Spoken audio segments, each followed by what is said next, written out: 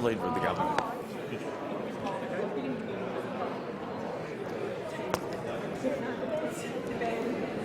I'll wait for Senator Wong.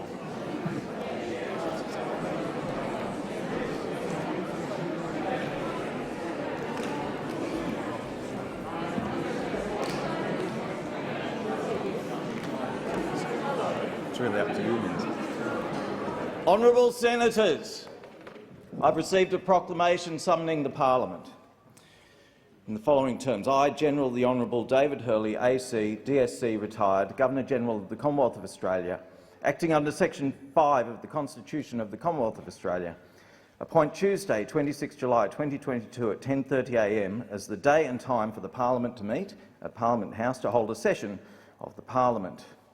And I summon all Senators and members of the House of Representatives to meet at that day, time and place. Signed and sealed with the Great Seal of Australia on 20 June 2022, David Hurley, Governor-General, countersigned by His Excellency's Command, Anthony Albanese, Prime Minister. Honourable Senators, the Deputy of His Excellency the Governor-General and the Honourable Justice Gageler.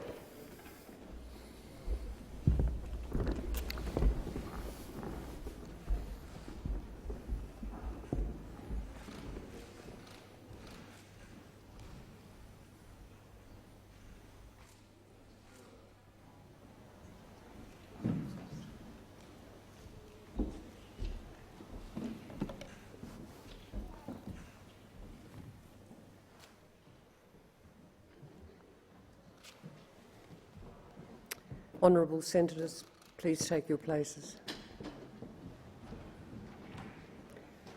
Blackrod, please let the members of the House of Representatives know that I desire their attendance in the Senate.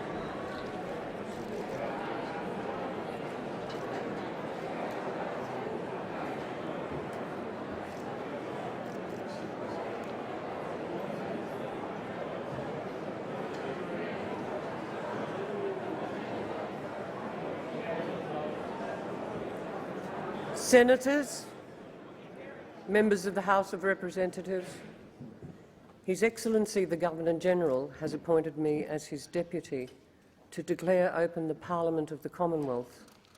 The Clerk of the Senate will now read the instrument of appointment.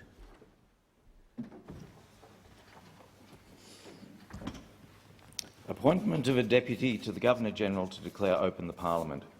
I, General the Honourable David Hurley, AC, DSC, retired, Governor-General of the Commonwealth of Australia, acting under Section 126 of the Constitution of the Commonwealth of Australia and Clause 4 of the Letters Patent dated 21 August 2008 relating to the office of Governor-General, appoint the Honourable Susan Mary Kiefel, AC, Chief Justice of the High Court of Australia, to be my Deputy to declare open the Parliament of the Commonwealth at the time and place appointed by the proclamation published in the Commonwealth of Australia Gazette on 21 June 2022. Dated 7 July 2022, David Hurley, Governor-General. Countersigned by His Excellency's Command, Anthony Albanese, Prime Minister. Pursuant to the instrument which the Clerk has now read, I declare open the 47th Parliament of the Commonwealth. His Excellency the Governor-General has commanded me to let you know that after the Senators and members of the House of Representatives have been sworn, the Governor-General will declare in person at this place the cause of his calling the Parliament together. Before that time, it is necessary for the Senate to choose its President and for the House of Representatives to choose its Speaker. Later today, you will present those you have chosen to the Governor-General. The Honourable Justice Gageler will now attend in the House of Representatives to administer the oath or affirmation of allegiance to honourable members of that House.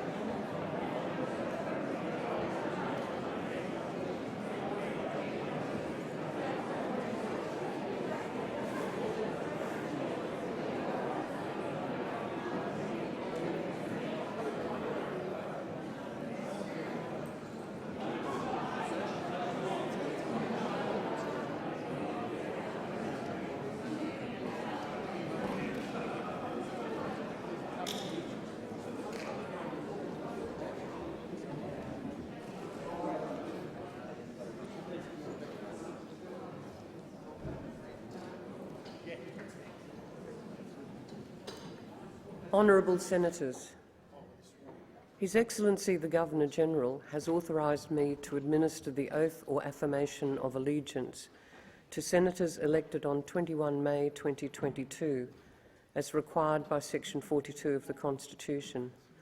I call the Clerk to read the commission.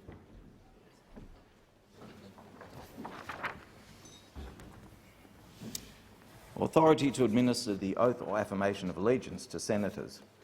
I, General the Honourable David Hurley, AC, DSC, retired, Governor-General of the Commonwealth of Australia, acting under Section 42 of the Constitution of the Commonwealth of Australia, authorise the Honourable Susan Mary Kiefel, AC, Chief Justice of the High Court of Australia, to administer the oath or affirmation of allegiance to senators. Dated 20 June 2022, David Hurley, Governor-General. Countersigned by His Excellency's Command, Anthony Albanese, Prime Minister. I call the clerk to table the certificates of election. I table the certificates of election of senators elected on 21 May 2022. I inform the Senate that Senators Sterle and Thorpe, who are named as elected on the certificates of election, are unavoidably absent from the Senate today and will be sworn in on a subsequent day. Will honourable senators please come to the table as their names are called to make and subscribe the oath or affirmation of allegiance? Will the following senators representing New South Wales please come to the table? Maurice Payne. Deborah O'Neill. Ross Cadell. Jenny McAllister. David Shoebridge. Andrew Molan.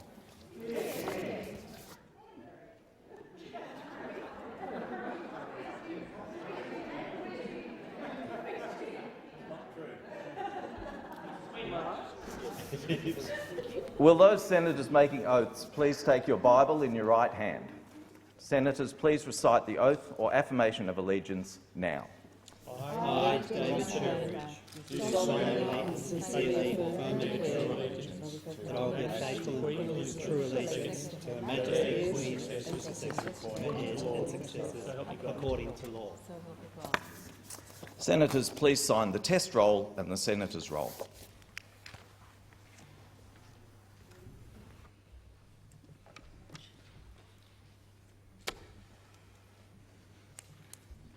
Yes, I do. I think I signed just here, right? It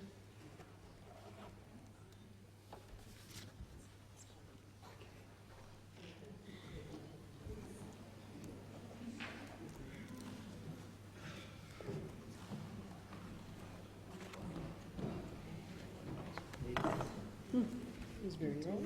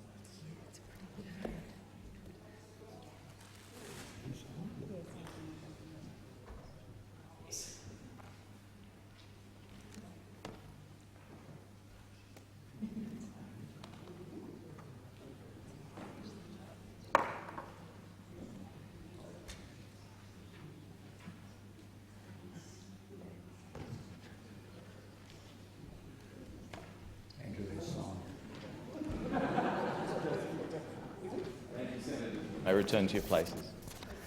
Will the following senators representing Queensland please come to the table? James McGrath, Murray Watt, Matthew Canavan, Penny Allman Payne, Pauline Hanson, Anthony Chisholm. It may not be in order. Well done.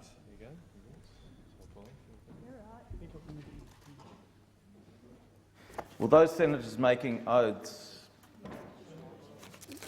Would you like to get your Bible, Senator? Will those senators making oaths please take your Bible in your right hand?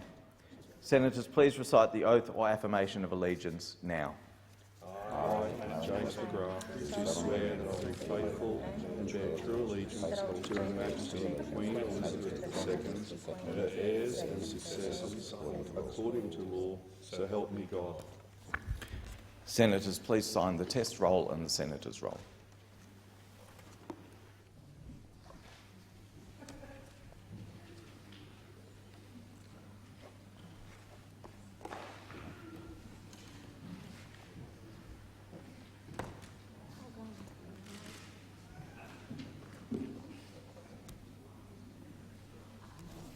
Here.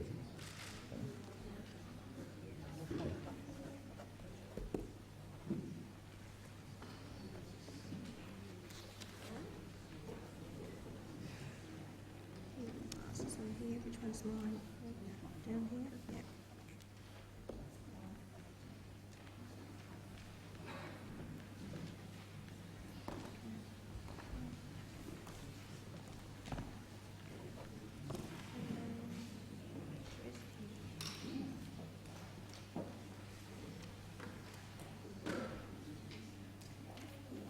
Can you see it?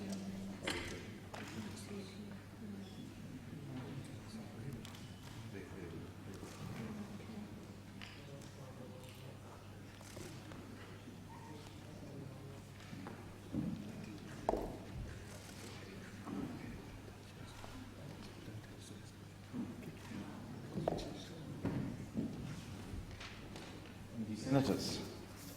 Will the following senators representing South Australia please come to the table? Simon Birmingham. Penny Wong. Andrew McLaughlin. Don Farrell. Barbara Pocock. Karen Little.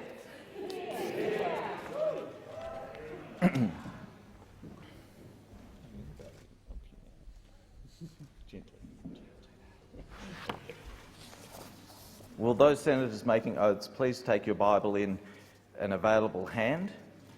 Senators, please recite the oath or affirmation of allegiance now.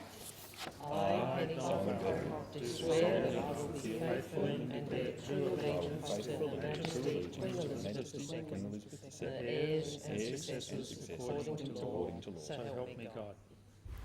Senators, please sign the test roll and the senator's roll. This is the senator's roll. You can do one, you can do the other.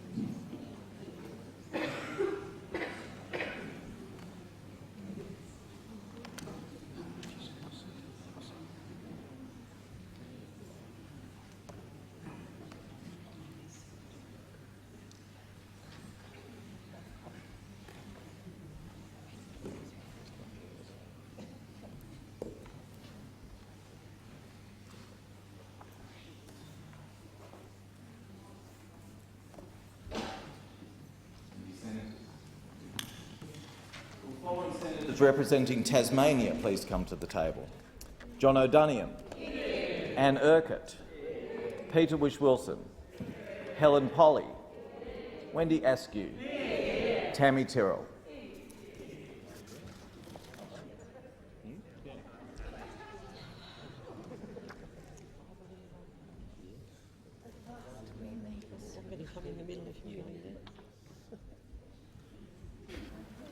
Will those senators making oaths please take your Bible in your right hand?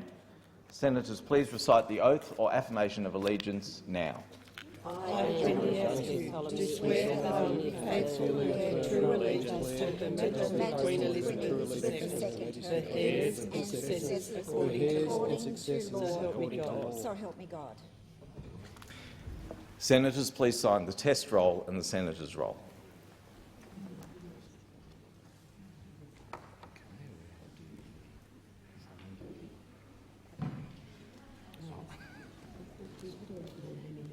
Thank you. Jackie, sorry, just whereabouts on the page? Just there.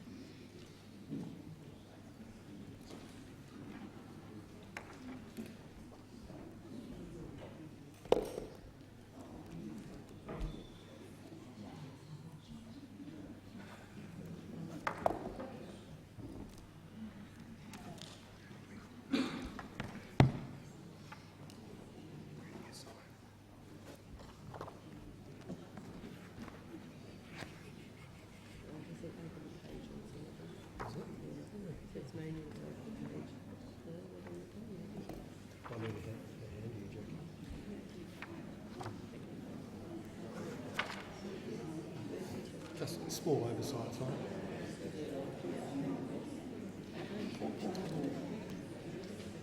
Will do.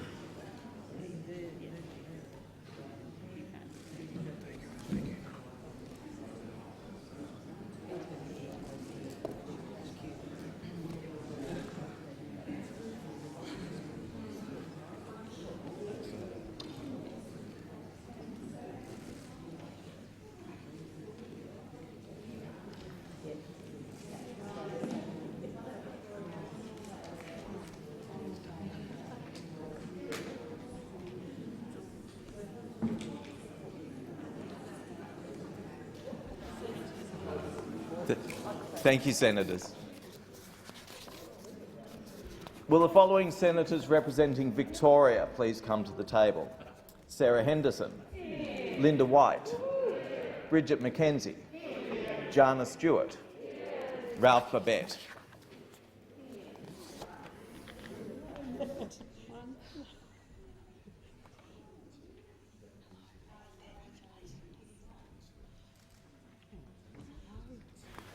Will those senators making oaths please take the Bible in your right hand? Senators, please recite the oath or affirmation of allegiance now. I, Sarah Henderson, do swear that I will be faithful and bear true allegiance to Her Majesty Queen Elizabeth II, her heirs and successors, according to law. So help me God. Senators, please sign the test roll and the senator's roll.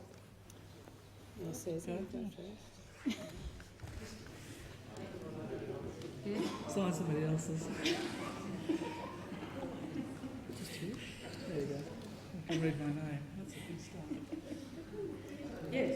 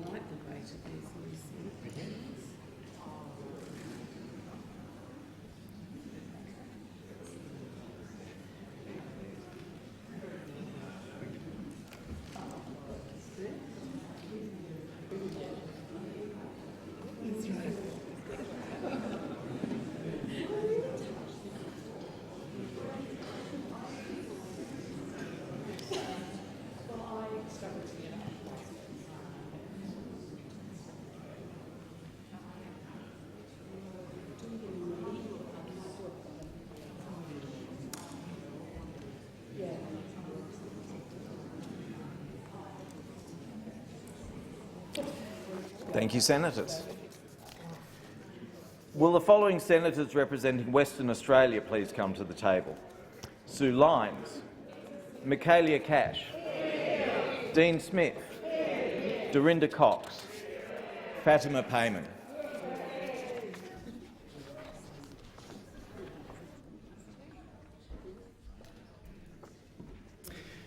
Will those senators making oaths please take your Bible or Quran in your right hand? Senators, please recite the oath or affirmation of allegiance now. I, Sarah Cash, do swear that I will be faithful and declare true allegiance to Her Majesty Queen Elizabeth II, her heirs and successors according to law. So help me God. Senators, please sign the test roll and the senator's roll.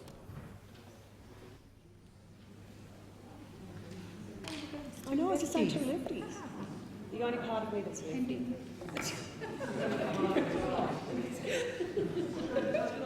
He's excellent.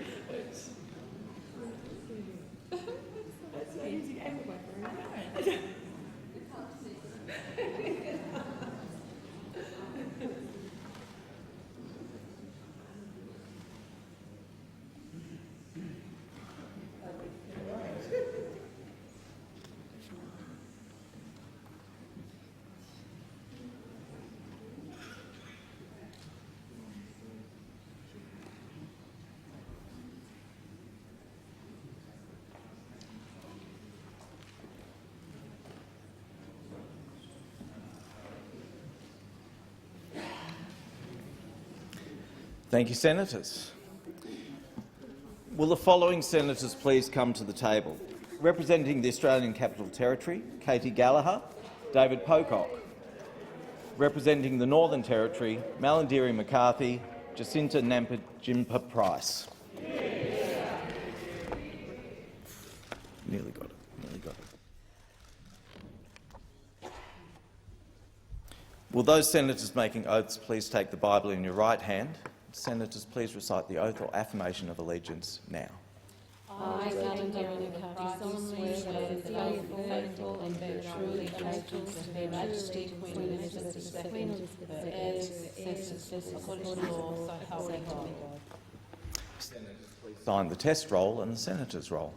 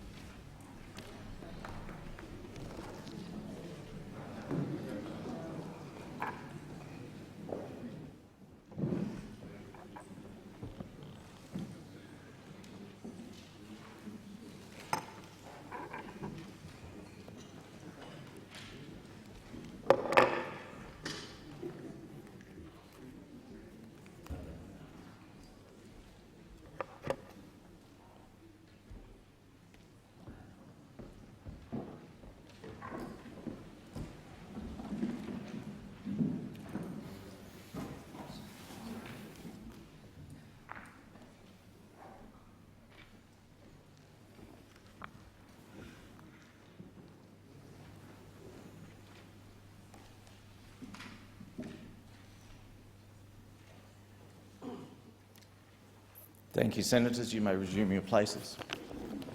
Senator Wong. Thank you, Clerk. Noting that the office of the President has become vacant, I move that Senator Lyons take the chair of the Senate as President.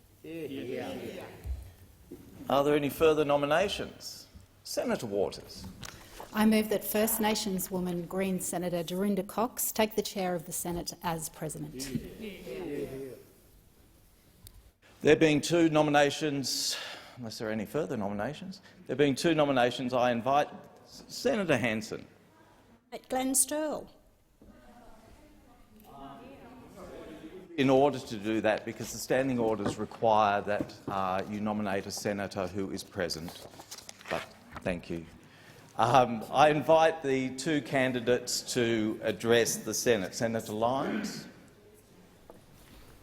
Thank you, Clerk. And Senators, I'm seeking your support today to be the President of the Senate, and if you bestow that on me, I will certainly carry out my jobs, the job of President, the role of President, in an impartial way. I have had a long apprenticeship as Deputy, so most of you I know, and I look forward to getting the new senators, and I look forward to you putting your trust and support in me. Thank you. Senator Cox. I submit myself to the will of the Senate. Never in this country's colonised history has a First Nations person ever been appointed as the President of the Senate. At a time when more First Nations representation is here in the 47th Parliament than ever before, it's now our chance to take that further step and realise the full ambition of our First Nations parliamentarians. In May, across this country, Australians told us that they wish to see a different parliament. They made it clear that their parliamentarians don't just talk about their communities, but they should also look like them, they should sound like them, and they should be from those communities. This morning, each of you were welcome to country, and with an expectation that we will actually set ourselves on the right path and begin a new legacy together of truth-telling, accountability, of treaty and of justice. I thank the Australian Greens Party Room for this important and very history-making nomination, and I thank you all for your support. A ballot will now be held to elect a president. Before proceeding to a ballot, the bells will be rung for 4 minutes.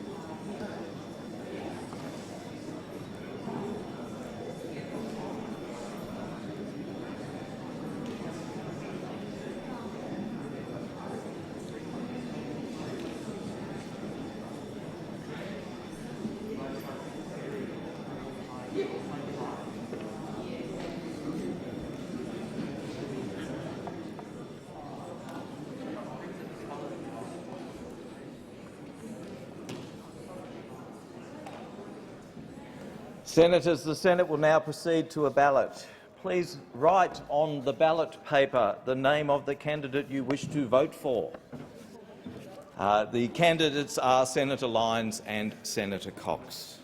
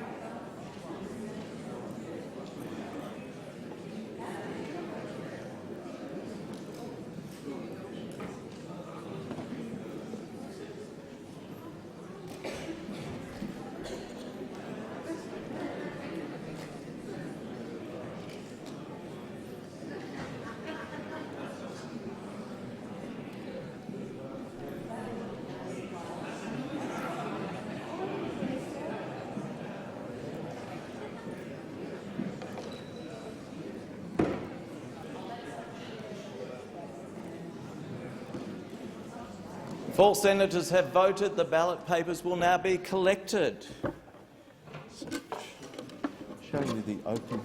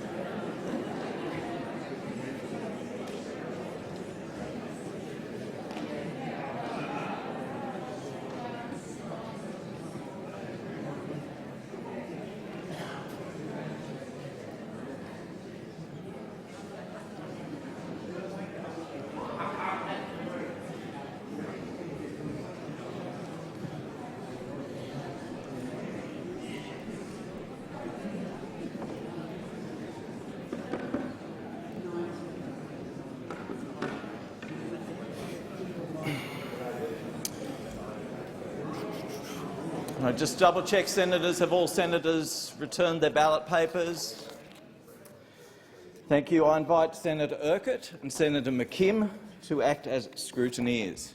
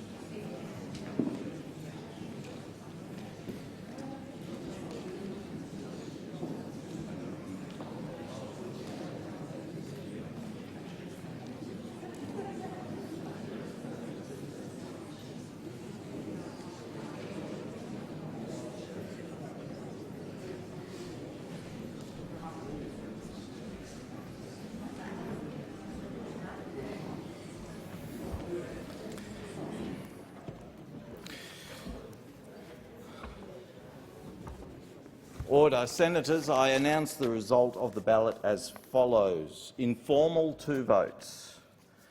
Senator Cox 12 votes. Senator Lyons 54 votes.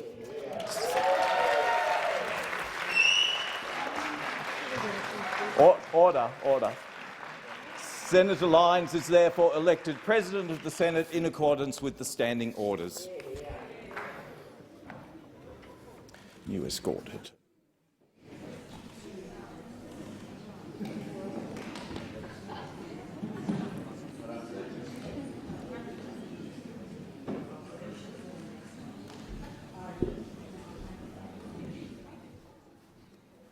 Thank you very much, Senators, for the honour and privilege bestowed on me here today. I'll do my utmost to be a fair and consultative President. I want to acknowledge outgoing President Senator Slade Brockman and thank him for being collegiate and for including me in lots of his duties. And I wish him well, and I look forward to working in a similar manner with the Deputy.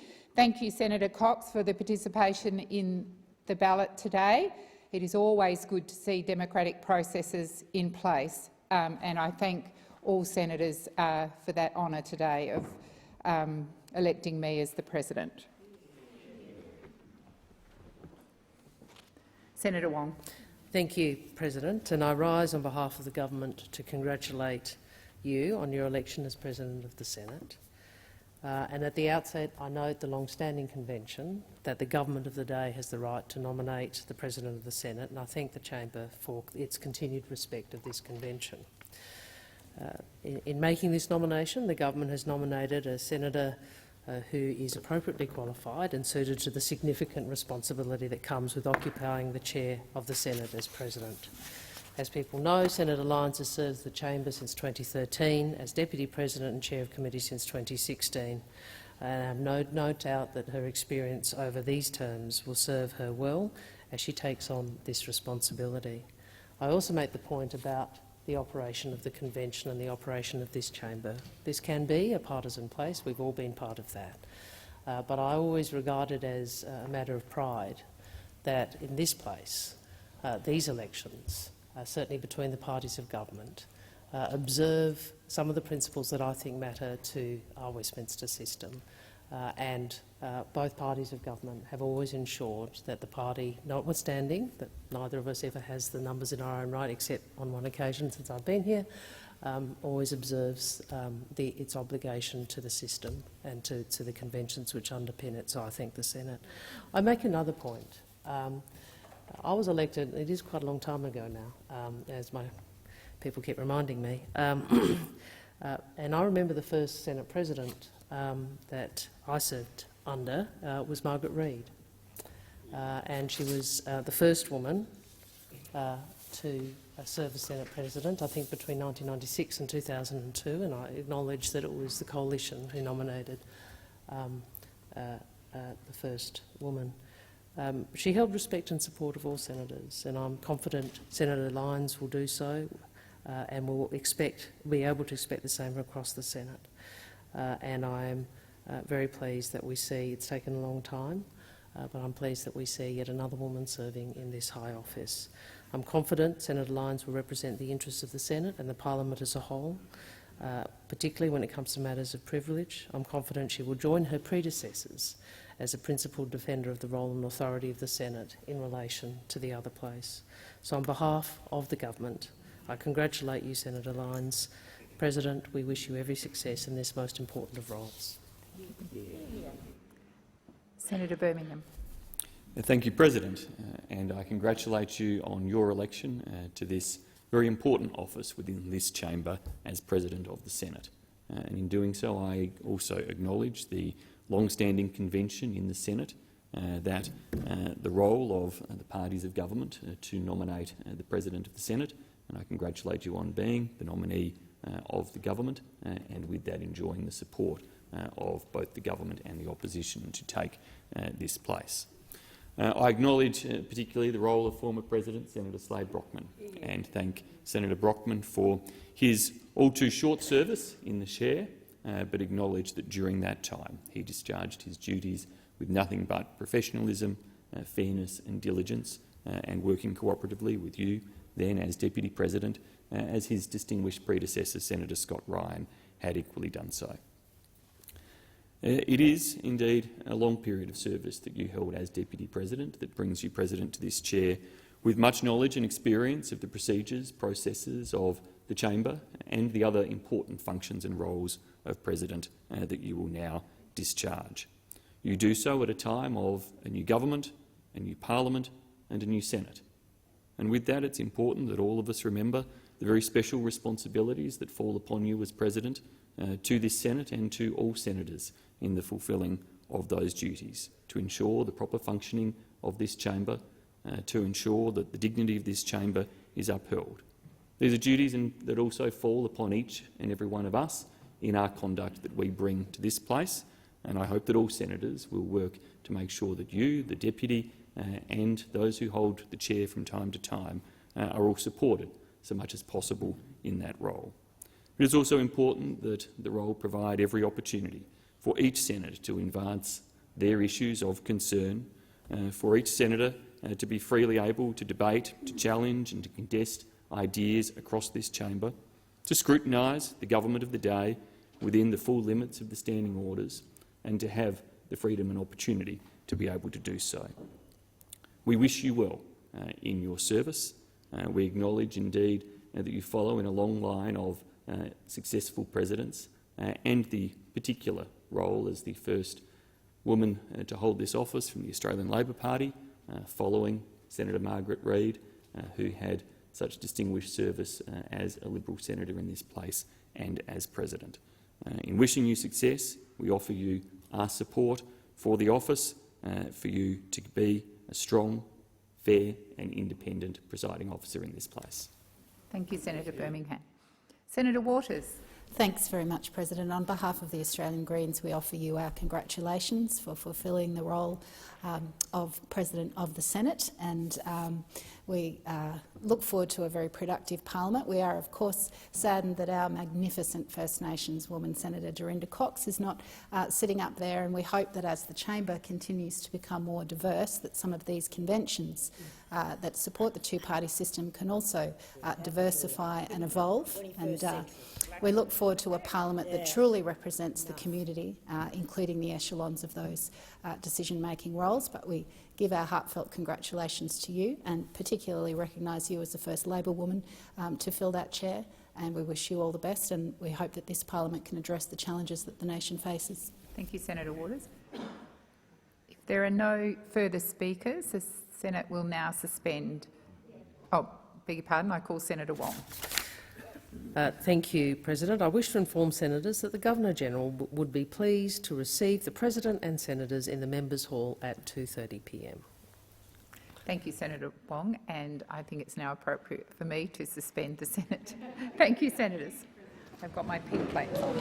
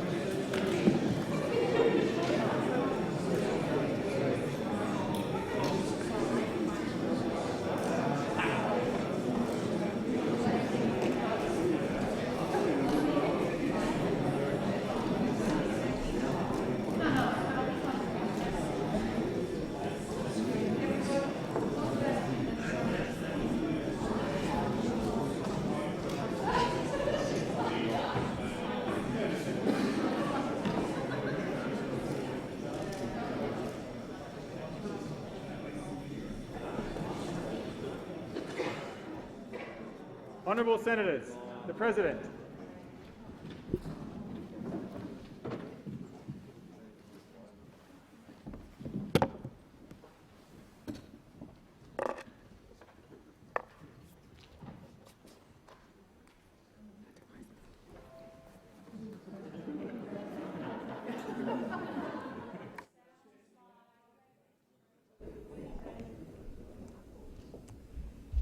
Honourable Senators, His Excellency the Governor-General.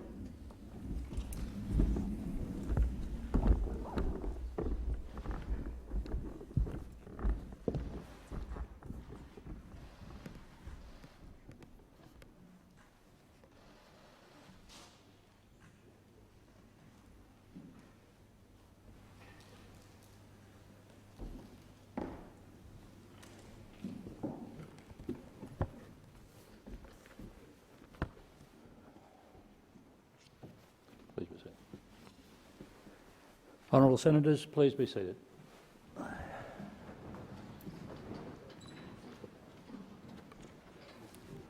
Blackrod, please let the members of the House of Representatives know that I desire their attendance in the Senate.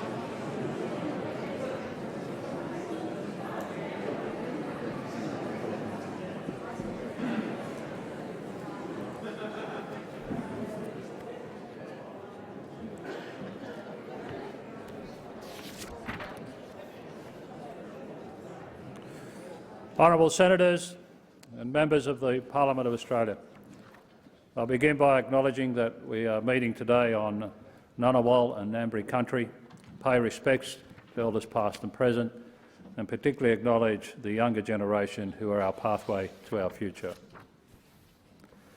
Since I last spoke in this chamber, ferocious fires, devastating floods and a once-in-a-100-years pandemic has unleashed an extraordinary period of uncertainty, trauma and loss upon our country.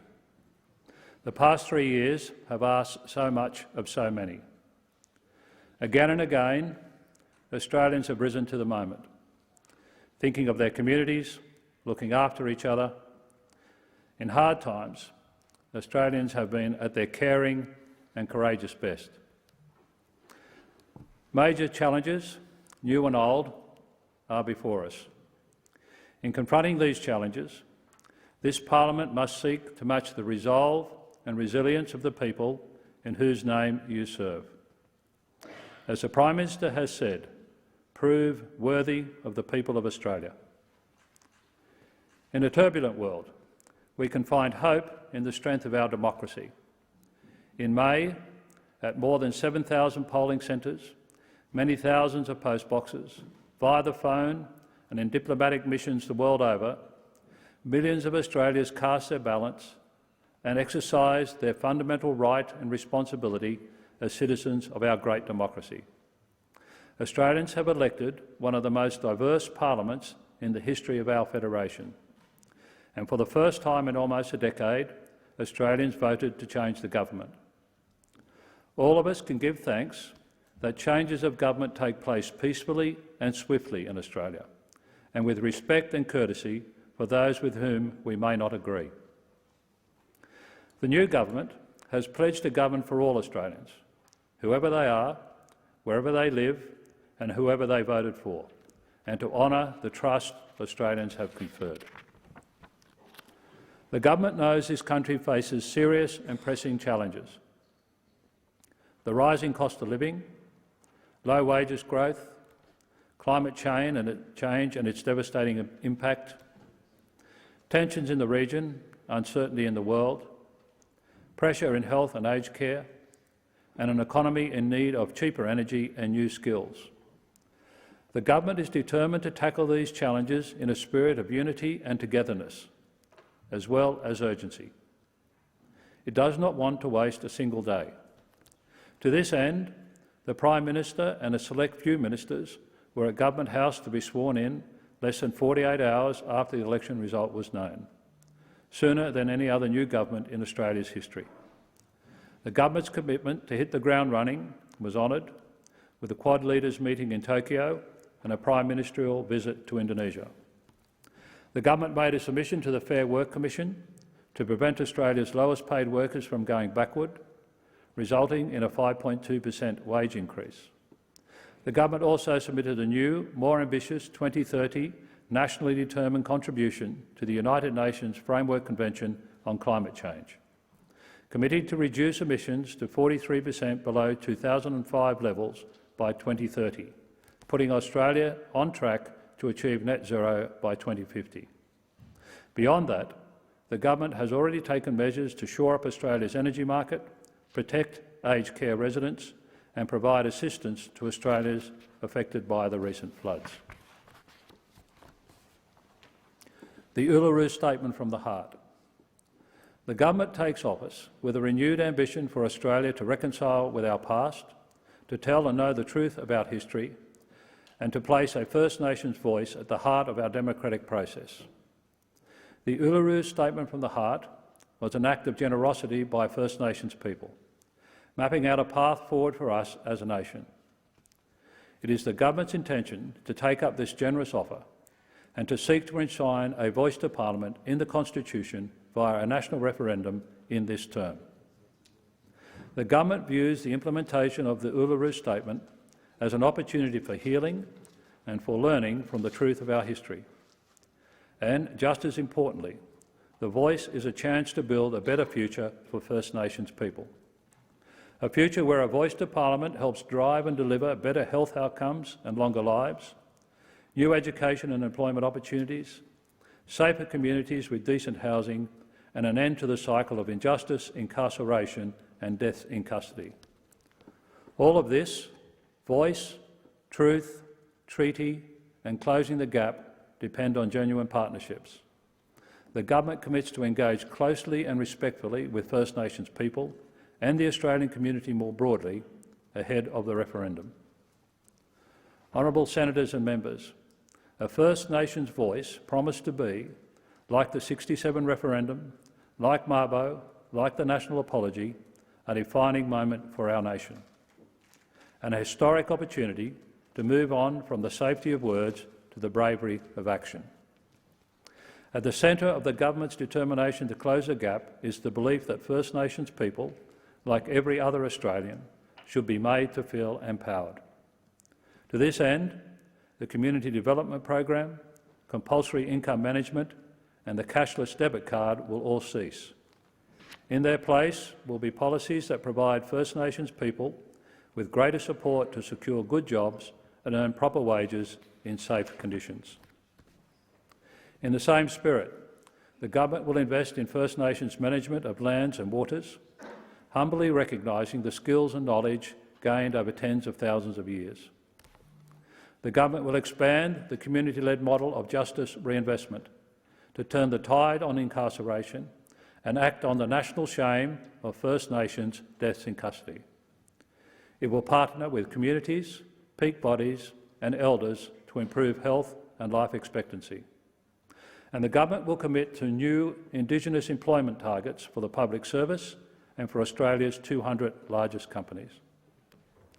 I congratulate the Honourable Linda Burney MP, member for Barton and a proud member of the Wiradjuri Nation, on her appointment as the Minister for Indigenous Australians. I also congratulate Senator Malarndirri McCarthy, a proud Yanyuwa woman, on her appointment as Assistant Minister for Indigenous Australians and Indigenous Health, and Senator Pat Dodson, a proud Yawuru man, on his appointment as Special Envoy for Reconciliation and the implementation of the Uluru Statement from the Heart. I wish them all the best as they lead this urgent and historic work which will promote unity and healing. A stronger economy. Helping Australians, all Australians, achieve their aspirations in life is central to the government's values of opportunity, fairness and reward for effort. The government's policies will promote economic growth that create opportunities for Australians, and the government's policies will create opportunities for more Australians to drive economic growth. At the macro level, the Australian economy faces a number of significant challenges. Disrupted supply chains mean it's harder and more expensive for Australian businesses and households to buy the goods they want and need. Rising interest rates are increasing pressure on mortgages, and a decade of low wages has put a handbrake on confidence. We are, in the words of the Treasurer, in choppy waters. But the government is determined to steer Australia safely through. The government will make targeted investments that expand the capacity of the economy, reduce debt as a share of GDP over time, and improve quality of life for Australians. Prioritising spending that achieves the greatest economic benefit is the most efficient way. Spending that creates jobs, boosts participation, lifts productivity, increases wages and grows incomes. The government will invest in cleaner and cheaper energy, better training of our workforce, cheaper childcare and an upgraded NBN. Importantly, the government will focus on the quality of spending, not just the quantity. This includes ensuring multinational companies pay their fair share of tax. Childcare. The government recognises that the rising costs of childcare are a pressure point for family budgets and a continuing drag on the economic participation and productivity. To honour a key election commitment, the government will reduce childcare costs for more than 1 million families. The government will also instruct the Australian Competition and Consumer Commission to design a price regulation mechanism to drive down out-of-pocket costs. The Productivity Commission will undertake a comprehensive review of the childcare sector with the aim of implementing a universal subsidy for all families. This will be accompanied by a whole-of-government early years strategy focused on the well-being, education and development of Australia's children. The ultimate goal is to add affordable childcare to the list of universal services alongside Medicare, the NDIS and superannuation that Australians cherish. Investing in cheaper childcare reflects the government's belief that one of the most powerful initiatives it can pursue for stronger economic growth and greater productivity is more equal opportunity for women. This is why the government has set itself a goal to re-establish Australia as a global leader in gender equality. A new national strategy to achieve gender equality will be developed, geared at closing the gender pay gap and improving women's economic equality, health and well-being. An independent Women's Economic Security Task Force will also come into force to deliver gender-responsive budgeting and embed gender analysis in the policy development process. The government will seek to strengthen the ability of the Fair Work Commission to support wage growth in female-dominated industries such as aged care. The recommendations of the Human Rights Commission's landmark Respect at Work report will be implemented, including, crucially, a positive duty on employers to create safe workplaces for women free from harassment. The government has plans to help end violence against women and children, including finalising the next National Action Plan to End Violence Against Women and Children 2022-32. The government will establish 10 days paid family and domestic violence leave, increase the supply of emergency housing for women and children fleeing family violence, and invest in more caseworkers to assist women leaving violent situations. A fair go at work. One of this government's central aims is building an economy that works for people, not the other way around. An economy where working hard means Australians can pay their bills, support their families and save for the future. Today, more than 1.3 million Australians are either unemployed or looking for more hours, and many more struggle on low wages and with poor working conditions. The government knows Australia can do better than this. The nature of work has changed enormously, with an increase in new work arrangements and the gig economy. The government will seek to ensure that Australia's laws catch up with this reality and protect people from exploitation and unsafe working conditions. The government will make secure work an objective in the Fair Work Act, and it will legislate to make wage theft a crime. Skills. For the government and for the business community of Australia, skills are high on the national agenda.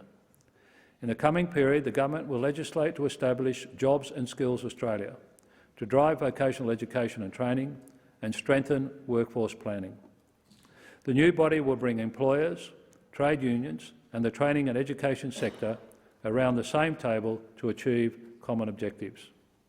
The Commonwealth will help train thousands of new workers by ensuring that 1 in 10 workers on major government projects is an apprentice, trainee or cadet. Public TAFE will be returned to the centre of Australia's training system, and the government will support fee-free TAFE places for Australian students, focused on those studying in industries with a skills shortage. There will also be up to 20,000 more university places, with priority going to universities offering places in priority areas like clean energy, advanced manufacturing, health and education. Action will also be taken to reduce the number of on-hand visa applications to address skills shortages in the short term. In the same way, the government will work with Australia's agricultural sector to ensure farmers and producers can access workers at the right time while ensuring those workers see their rights upheld. The government believes that with the right settings, we can build a bigger, better trained and more productive workforce, boost incomes and living standards and create more opportunities for more Australians to get ahead. And to support these goals, the government will hold an Australian Jobs and Skills Summit on the 1st and 2nd of September here at Parliament House. The summit will bring businesses, trade unions, the non-government sector and all levels of government together to find common ground on the economic challenges we face. It will inform the development of an employment white paper, which will highlight the structural changes and opportunities in the Australian labour market and chart a path forward. A future made in Australia. At the election, the government signalled its strong belief that Australia must be a country that makes things.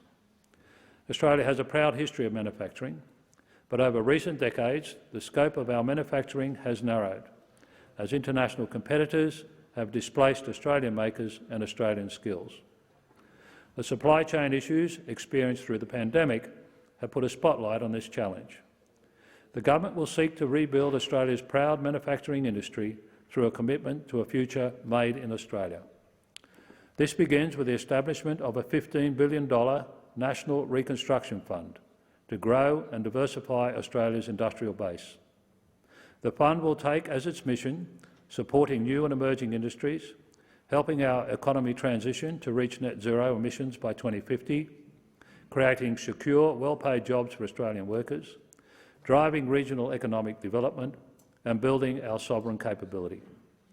Priority areas for investment will include renewables and low-emission technologies, medical science, transport, value-add in agriculture, forestry and fisheries, value-add in resources, and finally, defence and enabling capabilities.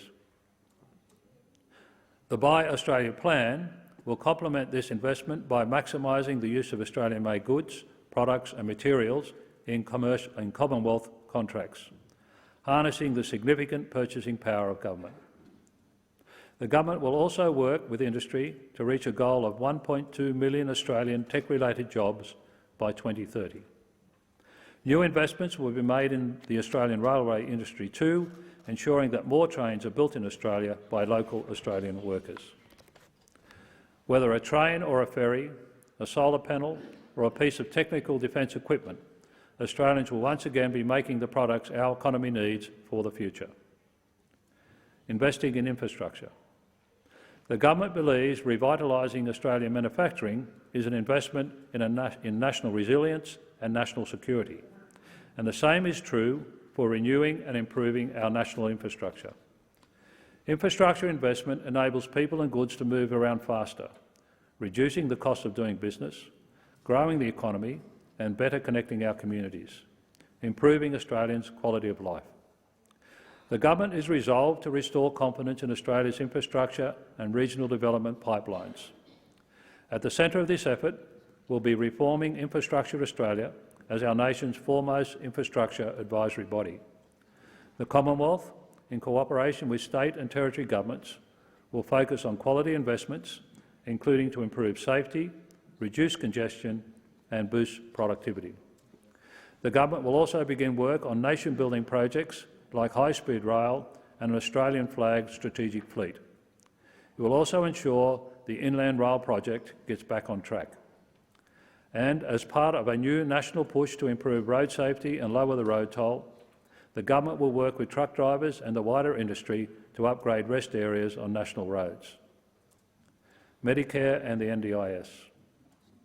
The government believes every Australian has the right to access universal, affordable medical care.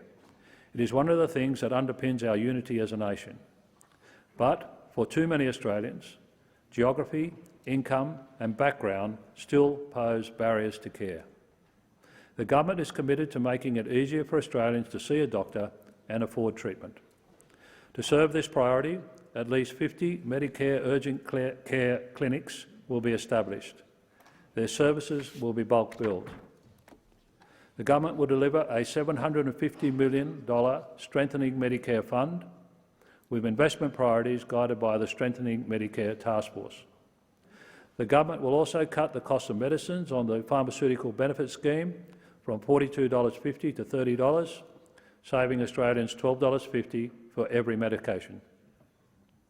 The 50% loading for telehealth psychiatric consultations under the Medicare benefit schedule will be reinstated, allowing easier access to bulk billed service for Australians who live in regional and rural areas. There will also be wider access to the Commonwealth Seniors Health Card, opening up access to cheaper medicines and bulk billed doctor visits for an extra 50,000 older Australians. GPs will be able to access grants to modernise their practices, and the government will invest in initiatives to bring more doctors to regional and rural Australia. The government is committed to strengthening Medicare and is determined to fulfil the promise of the National Disability Insurance Scheme to empower Australians with disability, their families and carers. The wisdom, diverse experience and perspective of people with disability will be at the centre of the government's efforts to improve the design, delivery, accountability and sustainability of the NDIS.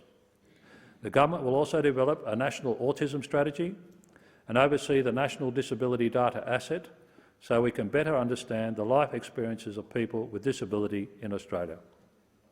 The government believes the NDIS can and must work better for people with disability. COVID-19. As this winter brings a new Omicron wave, the COVID-19 pandemic continues to challenge virtually every facet of our healthcare system. The government will continue to adapt its response in line with the public health advice, including significant renewed efforts to increase the uptake of booster vaccines, influenza vaccines and COVID-19 treatments. The government will also extend the National Partnership on COVID-19 response for a further 3 months to the 31st of December 2022 at a cost of approximately $760 million. This will provide funding to states and territories to continue to care for those with COVID-19 and protect the community through the public health response. The government will also use this opportunity to better prepare for the future. It will establish a Centre for Disease Control to strengthen Australians' pandemic preparedness and ensure a nationally coordinated response to future outbreaks of infectious disease. Aged care. COVID-19 took a devastating toll on Australians in aged care, but the government recognises aged care was in crisis well before the pandemic struck. The Royal Commission into Aged Care Quality and Safety has challenged Australia to do better, far better. The government will legislate changes to deliver quality, security and dignity in care for every older Australian across our aged care system. This will mean a registered nurse on site in every aged care facility 24 hours a day, 7 days a week. It will mandate for every Australian in aged care to receive 215 minutes of care per day, ensuring more care for every resident. It will deliver better food, an increase in transparency and accountability, and a cap on the fees people can be charged for administration and management of their home care package. The government will back calls for a real pay increase for aged care workers at the Fair Work Commission, recognising that higher standards of care must be supported by higher wages. The government sees a moral duty in caring for our elders and treating our older Australians with the respect, humanity and dignity they deserve. Climate change and energy. Acting on climate change is a priority for the government and an opportunity for Australia. Embracing the transition to clean energy will create hundreds of thousands of new jobs. Under its Powering Australian plan, the government expects to create more than 600,000 job opportunities, with 5 out of every 6 in regional Australia. The plan will also spur $76 billion worth of investment and will help save families and businesses hundreds of dollars a year on their electricity bills. Powering Australia will create clean energy jobs and cut power costs. But it is also a plan to bring people together and move the country forward around a collective desire to take far stronger action on climate change and accelerate our efforts towards net zero emissions by 2050. Additionally, the government has formally updated Australia's nationally determined contribution under the Paris Agreement, a 43% reduction on 2005 levels by 2030. The government intends to go a step further, enshrining this new commitment in legislation and sending industry and investors a clear message: certainty. The government believes that with the right policies and investments, Australia can become a clean energy superpower. That's why the government will invest in accelerating the decarbonisation of Australia's electricity grid. The government will also support manufacturing of renewables and low-emission technologies and invest in community batteries and solar banks. Australia's first national electric vehicle strategy will be established too. Investment in vehicle charging and hydrogen refuelling infrastructure will double. The government will establish a new energy skills program and train 10,000 new energy apprentices. The role of the Climate Change Authority will be restored. And to show the seriousness with which Australia approaches the climate change, Australia will seek our Pacific partners' views on co-hosting a future UN climate conference of the parties. Environment and water. The government believes that acting on climate change is a chance to grow the economy and protect the environment. The Great Barrier Reef is a UNESCO World Heritage Site and one of the 7 wonders of the natural world. Protecting its future is an important responsibility. The government will invest in reef preservation and restoration, ensuring that the reef can be enjoyed for generations to come. The government will partner with local communities to clean up urban rivers and catchments, to improve water quality and amenity, and help protect threatened species. The government will double the number of rangers in the Indigenous Rangers program, bringing the total number of rangers to 3,800 by 2030. And they will boost funding for the management of Indigenous protected areas, critical for maintaining cultural sites, biodiversity conservation and restoration. Furthermore, the government has committed to a full response to the seminal review of the Environment Protection and Biodiversity Conservation Act and to ongoing consultation to make environmental laws work better for everyone. Water management is a priority too. The government will establish a National Water Commission to drive ongoing water reform and future-proof Australia's water supply. The government will also deliver on water commitments under the Murray-Darling Basin Plan, including 450 gigalitres for South Australia. Disaster readiness. The government recognises the economic opportunity and the environmental necessity that acting on climate change presents for Australia. It also understands that the consequences of climate change are already being visited upon our communities with greater frequency and ferocity. The government will oversee an ongoing process of review to ensure Australia's national disaster recovery support arrangements are streamlined, fair and equitable. It will work with states, territories and local governments to continue to implement the recommendations of the Royal Commission into national natural disaster arrangements.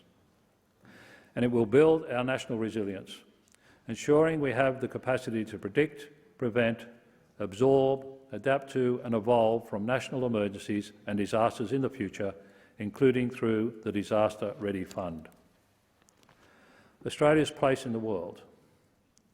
This 47th Parliament of Australia meets in an international environment far less certain than any other time in recent memory. The Prime Minister earlier this month witnessed firsthand the devastation wrought by Russia's invasion of Ukraine. As that unprovoked, illegal and immoral war continues to rage, the rules-based global order comes under increasing strain. The government will continue to show solidarity with the people of Ukraine and seek to manage the ripple effect of uncertainty in our own region. At this time, Australia needs to deploy all aspects of our power: military, diplomatic, economic and social. The government believes the Australian people must be at the heart of our engagement because what we project to the world starts with who we are. Our multicultural society makes us a more diverse, more prosperous and more vibrant nation. But multiculturalism is also a diplomatic asset. As the home of more than 300 ancestries, Australia can reach into every corner of the world and say, we share common ground. We can work together with our partners to secure a region that is stable, prosperous and respectful of sovereignty. We will deepen cooperation through ASEAN, strengthen our bilateral relationships and further our shared goals through the Quad. Australia will bring new energy and resources to the Pacific, respecting Pacific institutions and listening to Pacific priorities, and the most pressing of which is the climate crisis. Ultimately, the government's foreign policy is an expression of our national values, national interests and national identity. An important part of that equation is trade. The government's objectives will be to advance Australia's interests, bolster the rules-based multilateral trading system and deliver business opportunities for Australian producers and suppliers. The government sees great gains for us in a future powered by cleaner and cheaper energy. So as the world demands a change, we need to not just diversify the markets we export to, but what we export as well. Turning to defence policy and national security, the government will spend 2% of Australia's GDP on defence, including enhancing the Australian Defence Force with capabilities outlined in the 2020 Defence Strategic Update. AUKUS will remain central, not only in delivering nuclear-powered submarines, but also in guiding accelerated development of advanced defence capabilities where they have the most impact. A Defence Force posture review will similarly ensure the capability is there to meet Australia's growing strategic challenges. In 2022, national security also takes in everything from cyber security to biosecurity. The government will seek to bolster Australian cyber security expertise and has already acted to boost Australia's biosecurity system against the threat that foot-and-mouth disease poses to our farmers. Operation Sovereign's borders will be maintained to ensure people smugglers in the region cannot restart a business model built on human suffering. And the government will support a strong humanitarian migration program that can respond to humanitarian crises as they arise. Keeping the nation safe is the solemn duty of every government, and the government believes that the Australians who fulfil that responsibility and risk their lives in the service of our nation are owed not just respect and remembrance, but ongoing support. This is a moral obligation we owe ADF personnel, veterans and their families, including those affected by our longest and most recent war in Afghanistan. Priorities include speeding up DVA claims and payments processing times, and expanding the network of veterans and family hubs across Australia. The government has also listened to the families of defence personnel and veterans and supported their calls for the Royal Commission into Defence and Veteran Suicide, and we look forward to the Royal Commission's interim report next month. Safer and more affordable housing. Alongside the government's commitment to nation building sits a determination to ensure more Australians can count on the safety and stability of secure housing.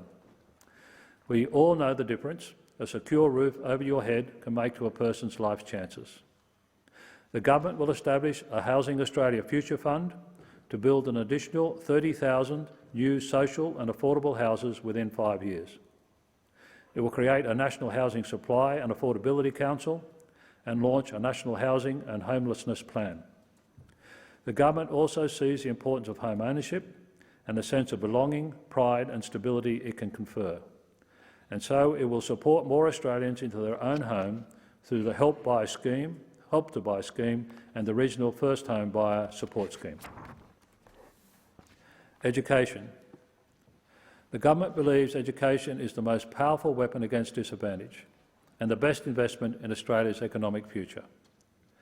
Cheaper childcare means more children will get access to early years education, and the government will cooperate with the states and territories to make sure all schools are put on a path to full and fair funding.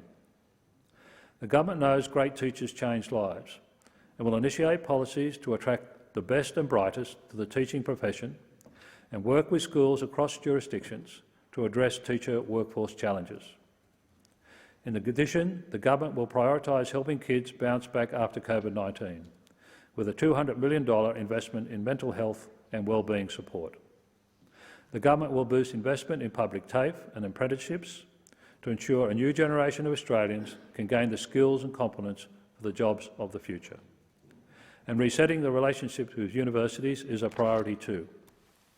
The government has pledged to develop an Australian Universities Accord, covering the accessibility, affordability, quality and sustainability of our treasured higher education institutions. With that comes a renewed focus on university and research excellence, including the translation and commercialisation of great Australian ingenuity. Valuing the arts.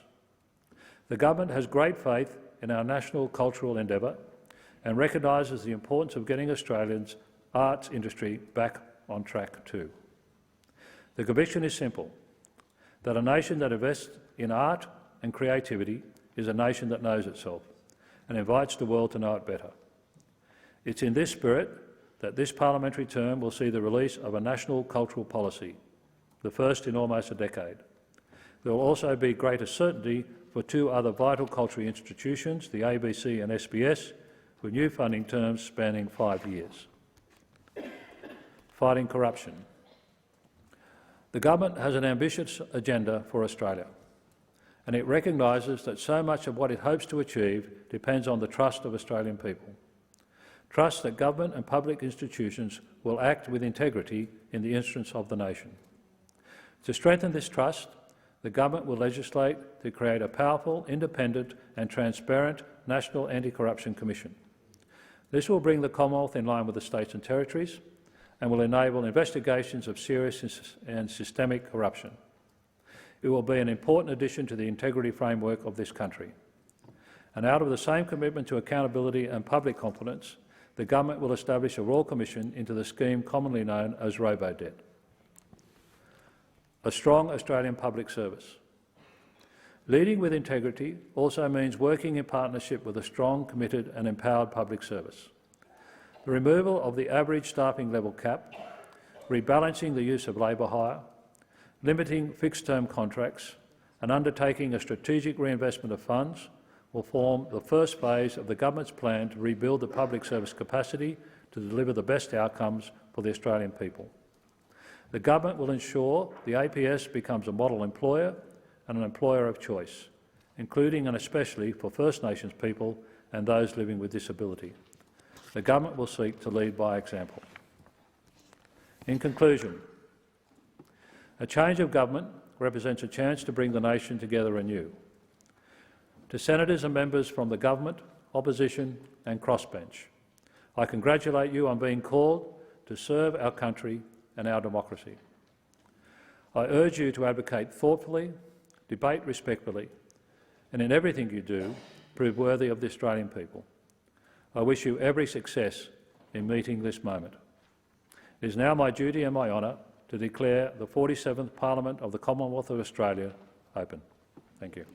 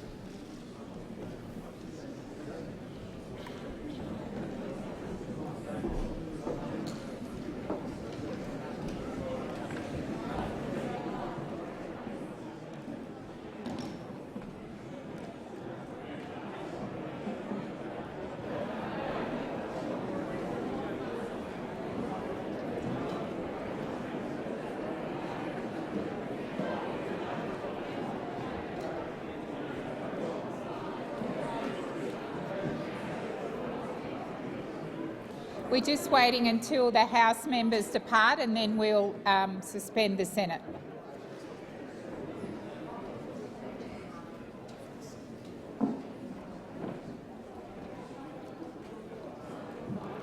The sitting of the Senate is suspended until the ringing of the bells at approximately 5 p.m. Thank you.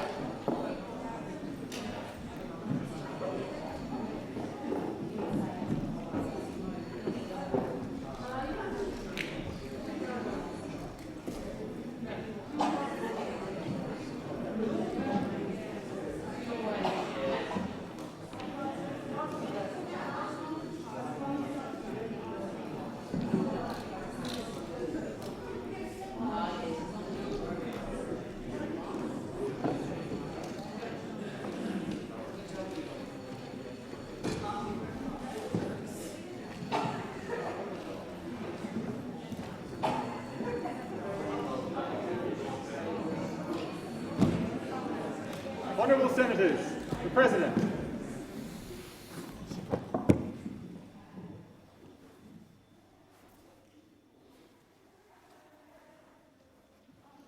Almighty God, we humbly beseech Thee to vouchsafe Thy special blessing upon this Parliament, and that Thou would be pleased to direct and prosper the work of Thy servants to the advancement of Thy glory and to the true welfare of the people of Australia. Our Father, which art in heaven, hallowed be Thy name. Thy kingdom come, Thy will be done in earth as it is in heaven.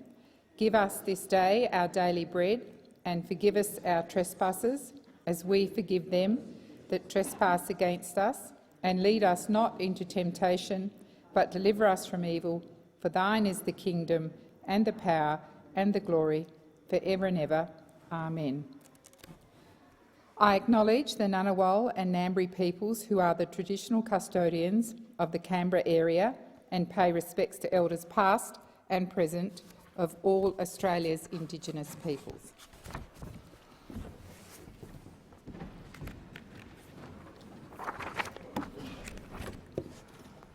Are there any documents to be tabled? Call the clerk. President, I table documents pursuant to statute as listed on the dynamic red. I report that, accompanied by honourable senators this afternoon, I presented myself to the Governor-General as the choice of the Senate as President. The Governor-General presented me with a commission to administer to senators the oath or affirmation or allegiance. I table the commission.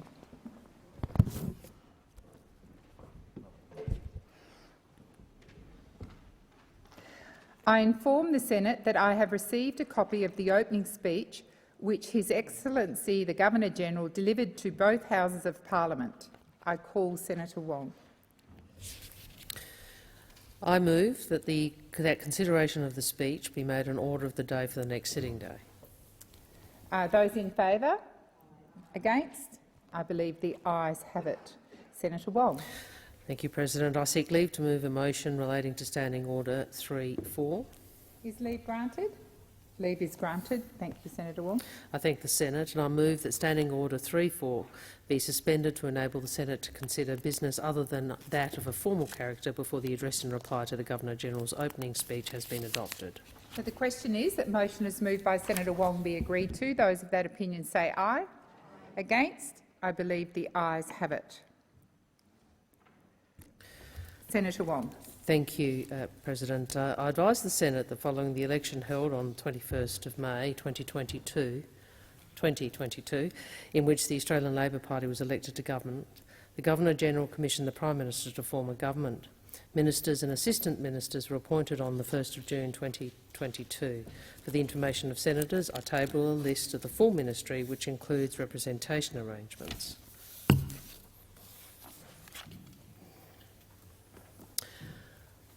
Thank you. I also wish to inform the Senate that I have been appointed as Leader of the Government in the Senate, and Senator Farrell has been appointed as the Deputy Leader of the Government in the Senate. Senator Gallagher has been appointed as Manager of Government Business in the Senate, and Senator Chisholm will serve as the Deputy Manager of Government Business in the Senate. I also advise that Senator Urquhart has been elected as the Chief Government Whip in the Senate, and Senators Ciccone and Pratt have both been elected as Deputy Government Whips in the Senate. I seek leave to have the ministry list incorporated into Hansard. Is leave granted? There being no objection, leave is granted. Senator Birmingham. Thank you, President. I advise the Senate that following a meeting of the Liberal Party Senate Party Room, I was elected Leader of the Opposition in the Senate, and I welcome the continuation following her successful election of Senator Cash as the Coalition's Deputy Leader, albeit on this side of the chamber. I acknowledge also the election of Senator Bridget McKenzie, who continues in her role as Leader of the Nationals in the Senate, and Senator Perrin Davey, having been elected as Deputy Leader of the Nationals across the Parliament. I further advise the Senate that Senator Wendy Askew has been elected as Chief Opposition Whip in the Senate, and I congratulate Senator Askew on her election, along with that of Senator Scarr and Senator O'Sullivan, who have both been elected Deputy Opposition Whips. I thank Senator Smith, Senator Dean Smith, of course, for his service as the government whip in the Senate over a significant period of time since 2015, and congratulate him on his appointment to the opposition frontbench as Shadow Assistant Minister for Competition, Charities and Treasury. I inform the Senate that Senator Ruston will serve as Manager of Opposition Business in the Senate, and Senator Duniam will continue as the Deputy to Senator Ruston in relation to the management of business. I congratulate our senators on their various appointments and do also thank Senators McGrath and Chandler for their service as Deputy Government Whips at the time in those parliamentary roles, and congratulate them also on their shadow ministry appointments. President, I congratulate all senators on their appointment to this place following the election. I particularly congratulate the 3 new coalition senators who have joined our ranks, albeit noting the loss, sadly, of some of our colleagues. I offer my congratulations to government senators, and particularly to those government senators who have been appointed to ministerial and assistant minister roles. It is a great honour that those on the other side have to be part of the Government of Australia and to be able to undertake those roles. I acknowledge Senator Wong as Leader of the Government in the Senate, returning to ministerial role, and to the other new ministers across this chamber. Whilst we would have wished for an alternative election result on our side, we know that serving the people of Australia as part of a government is an enormous privilege, and we wish you well in doing so, if not wishing you ongoing electoral success in the future. The Coalition takes very seriously our role to be a responsible opposition working in this chamber with the larger crossbench elected by the Australian people to hold the government to account, to represent the views of our constituents, our communities and all Australians. We look forward to working in this chamber in a collegiate manner, respectful in our differences, bipartisan where possible, in the national interest, but to demonstrating to the Australian people that our values are the values of Australia and Australians. I thank the Senate. Thank you, Senator Birmingham. And I should also table shadow ministerial arrangements. Is leave granted? Leave is granted. Thank you, Senator Birmingham. Thank you.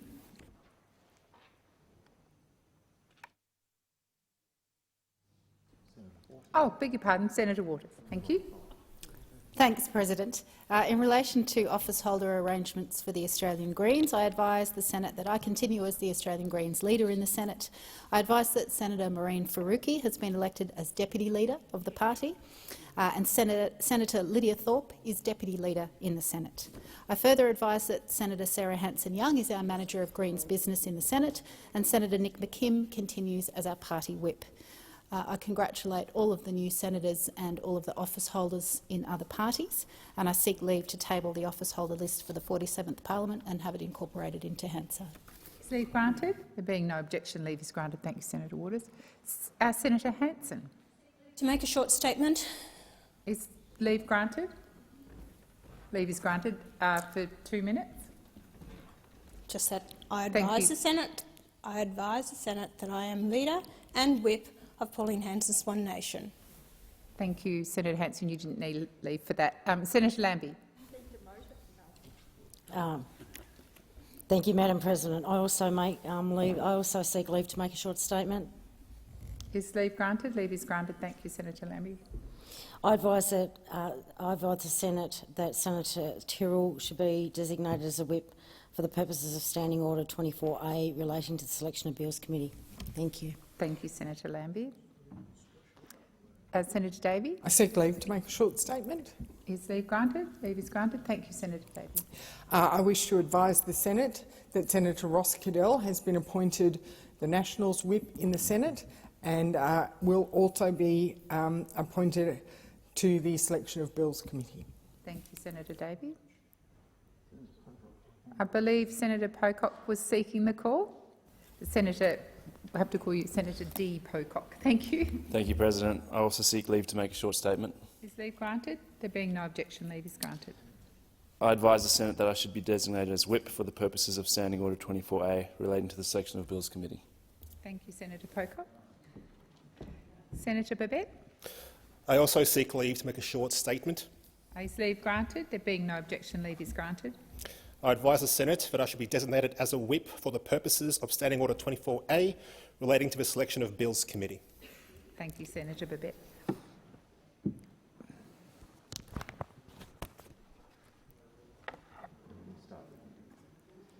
I remind the Senate that it should now choose one of its members to be Deputy President and Chair of Committees. I call Senator Birmingham.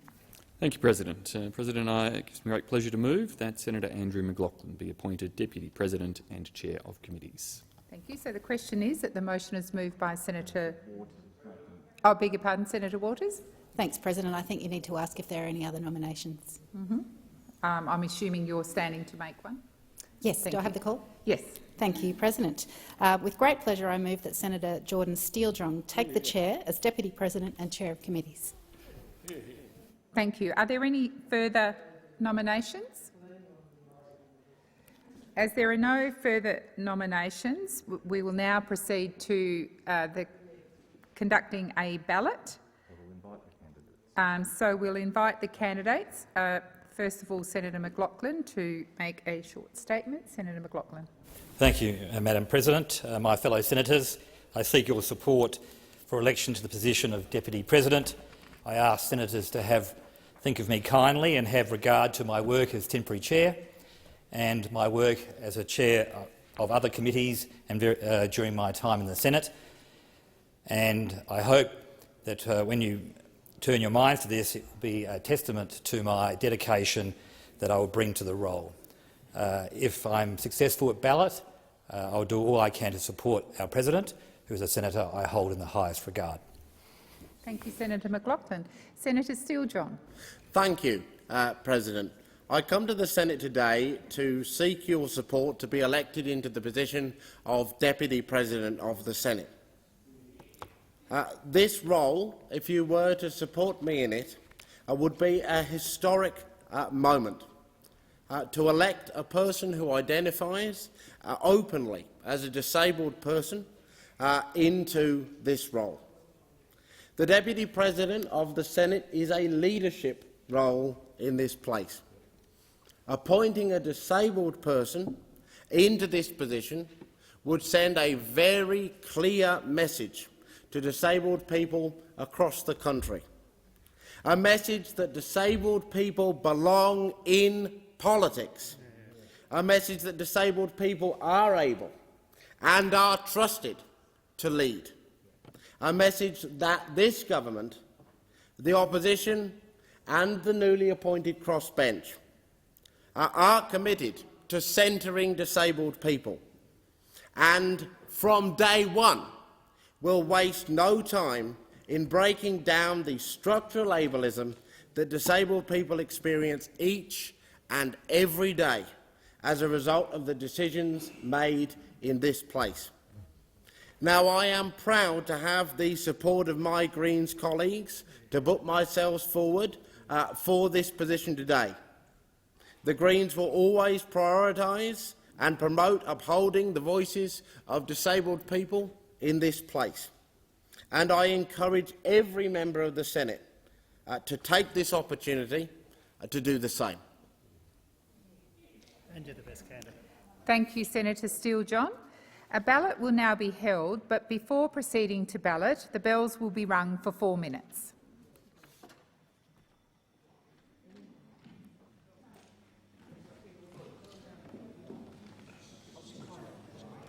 Ah, yes. Okay.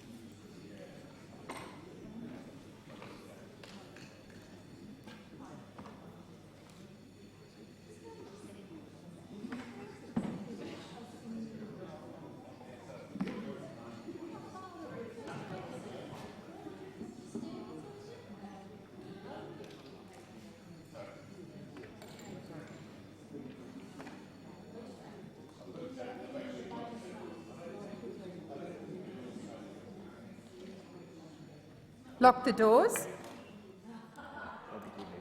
Oh. The Senate will now proceed to ballot. Please write on the ballot paper the name of the candidate you wish to vote for. The candidates are Senator McLaughlin and Senator Steele-John.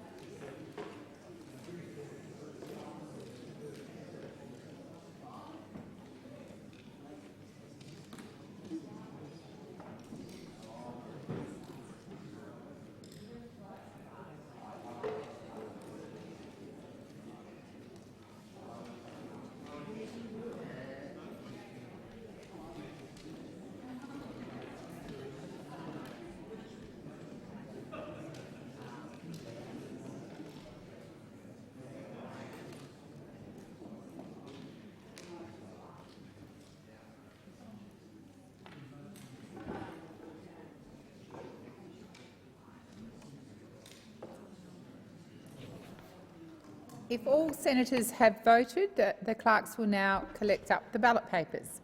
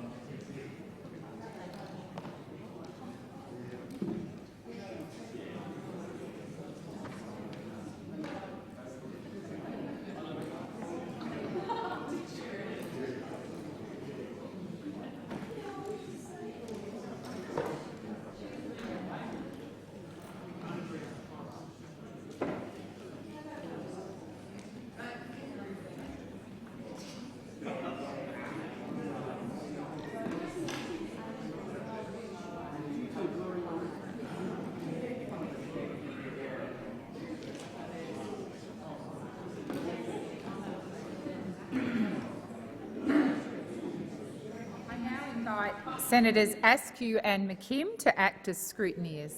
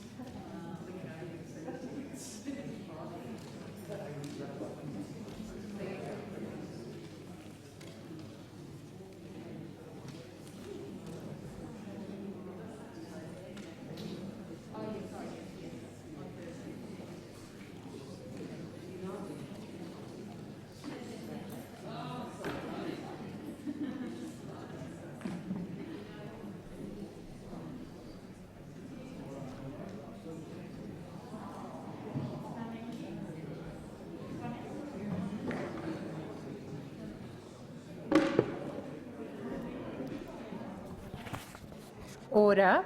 The result of the ballot is Senator McLaughlin 57 votes and Senator Steele-John 13 votes.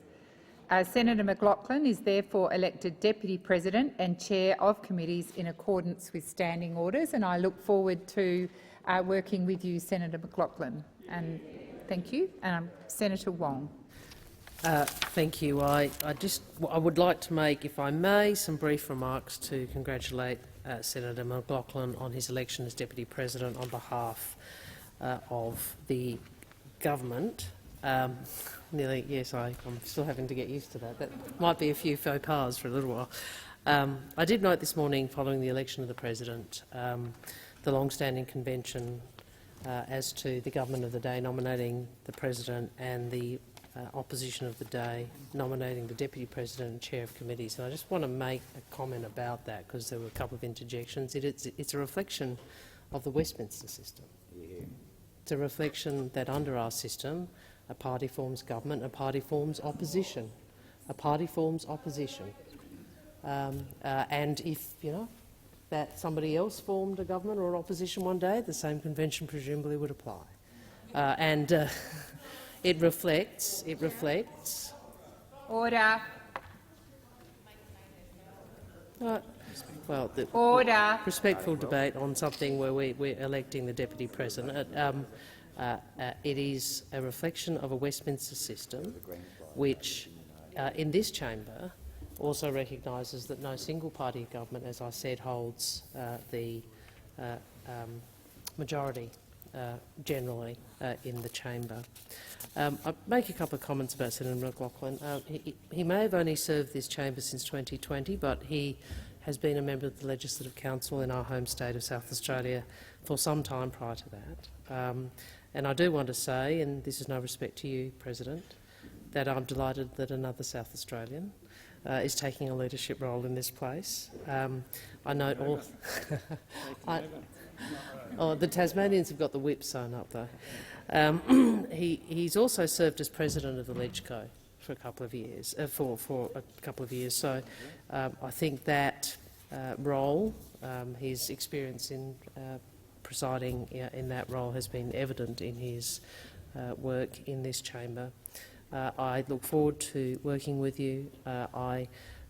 We hope you and the President will form a very good team in the way that we've seen under previous presidents and deputy presidents, a very collegiate approach to the management of the chamber. And I look forward to your fair and inclusive chairing continuing. The government congratulates you, Senator McLaughlin, and we wish you all the best in your role. Thank you, Senator Wong. Senator Birmingham. Thanks. Thank you, President. And I rise to echo the remarks of Senator Wong, who has indeed touched on the many attributes that I'm sure Senator McLaughlin will bring to serving alongside you, President, as the Deputy President in this chamber. His experience stretches far beyond his service in this place, which has been distinguished and active, but indeed it's an experience that does stretch, as Senator Wong has acknowledged, into the South Australian Parliament and to service as a presiding officer in that Parliament. I know that he will bring a sense of duty and a commitment to the impartiality of the chair in working alongside you, that he will work as diligently as possible in the different roles that you and he undertake, particularly his roles in relation to Senate committees and the chair of committees in this place. I thank the Senate for its support of Senator McLaughlin and the government for its continued recognition of the conventions of the Senate of this place, of our system of government, to which we remain equally committed. Thank you, Senator Birmingham. Senator Waters. Thanks, President. The Greens rise, of course, to congratulate Senator McLaughlin on his appointment as Deputy President and Chair of Committees. We're, of course, disappointed that our outstanding Senator Steele-Drong, a proud disabled man, has not been successful in this role. It would have sent a really powerful message of inclusion to the entire community. We also look forward to entering this century and becoming a republic. Thank you, Senator Waters. If there's no further speakers, Senator McLaughlin is seeking leave. Is leave granted? Yes, leave is granted. Thank you. I'd just like to quickly thank my fellow senators for placing trust in me, and I undertake to you that I will work faithfully and diligently to advance the interests of the Senate. Madam President, can I congratulate you on your election earlier today, and I look forward to working with you. Thank you. There being no further speakers, we'll now move on to the appointment of temporary chairs of committees. So, pursuant to Standing Order 12, I table a warrant nominating senators as temporary chairs of committees when the Deputy President and Chair of committees is absent. I'll now ask if there are any notices of motion to be given for another day. Senator Gallagher. Thank you, President. I give notice that on the next day of sitting I shall move that the provisions of paragraph 5 to 8 of Standing Order 111 not apply to the following bills, allowing them to be considered during this period of sittings: the Aged Care and Other Legislation Amendment Royal Commission Response Bill 2022 and Social Security and Other Legislation Amendment Self-Employment Programs and Other Measures Bill 2022. I also table a statement of reasons justifying the need for the bills to be considered during these sittings and seek leave to have the statements incorporated in Hansard. Is leave granted? There being no objection, leave is granted. Thank you, Senator Gallagher. We'll now move to leave of absence. Senator Urquhart. Thank you, President. I seek leave to move motion relating to leave of absence for senators. Yes, you seek. Sorry, you seeking leave? I seek leave. Yes, leave is granted, I believe. Yes, leave is granted. I move that leave of absence be granted to the following senators for personal reasons: Senator Green for today and Senator Sterle for the 26th and 27th of July. Thank you, Senator Urquhart. Senator Askew. I seek leave to move a motion relating to leave of absence. Is leave granted? Yes, leave is granted. I move that leave of absence be granted to Senator Hume for the 26th to the 28th of July 2022 for personal reasons. Thank you. And I'll just go back to Senator Urquhart. I need to move that. So the question is that the motion is moved by Senator Urquhart be agreed to. Those of that opinion say aye. Against, I believe the ayes have it. And their motion is moved by Senator Askew be agreed to. Those of that opinion say aye. Against, I believe the ayes have it. Senator McKim. Thank you, President. I seek leave to move a motion relating to leave of absence. Leave is granted. Yes, leave is granted. Senator McKim. Thank you, President. I move that leave of absence be granted to Senators Faruqi and Thorpe for the 26th to the 28th of July this year for personal reasons. Thank you, Senator McKim. So the question is that the motion is moved by Senator McKim be agreed to. Those of that opinion say aye. Against, I believe the ayes have it.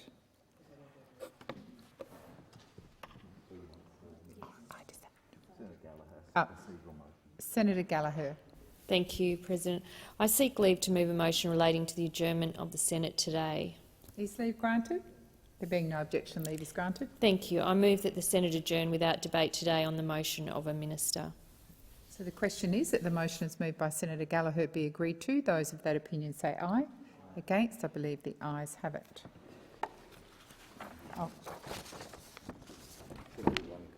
Okay, sorry. Senator Wong.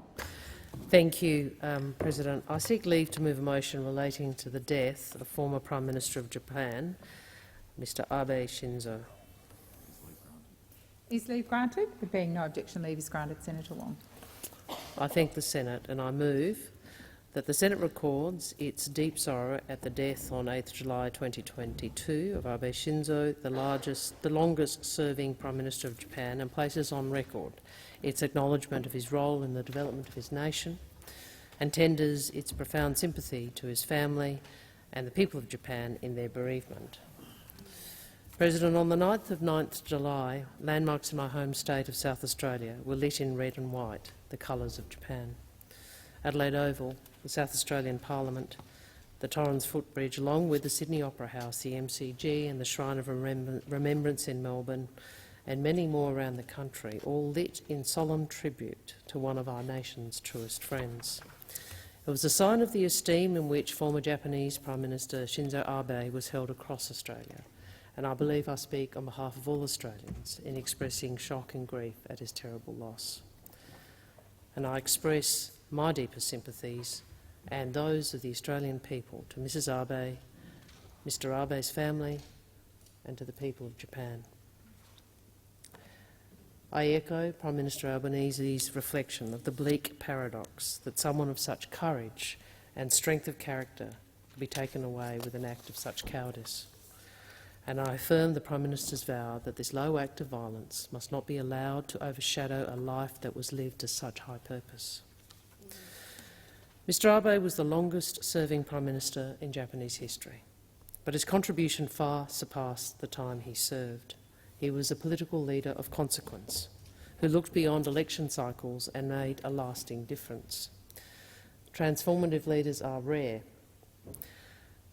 but Mr Abe made Japan bigger in the world. He had a vision of a Japan that exercised a degree of influence in the world commensurate with its economic weight and cultural significance, and he helped Japan assume its proper place in the community of nations. Given our shared values and interests, this vision was also of great benefit to our country. Through his signature Abenomics agenda, Mr Abe sought to shape an enlightened activist role for government in stimulating economic growth. Tourism boomed, trade was liberalised, women were given greater incentives to enter into and stay in the workforce. Mr Abe also reformed Japan's security posture in ways that enabled Japan to play a greater role in upholding regional stability.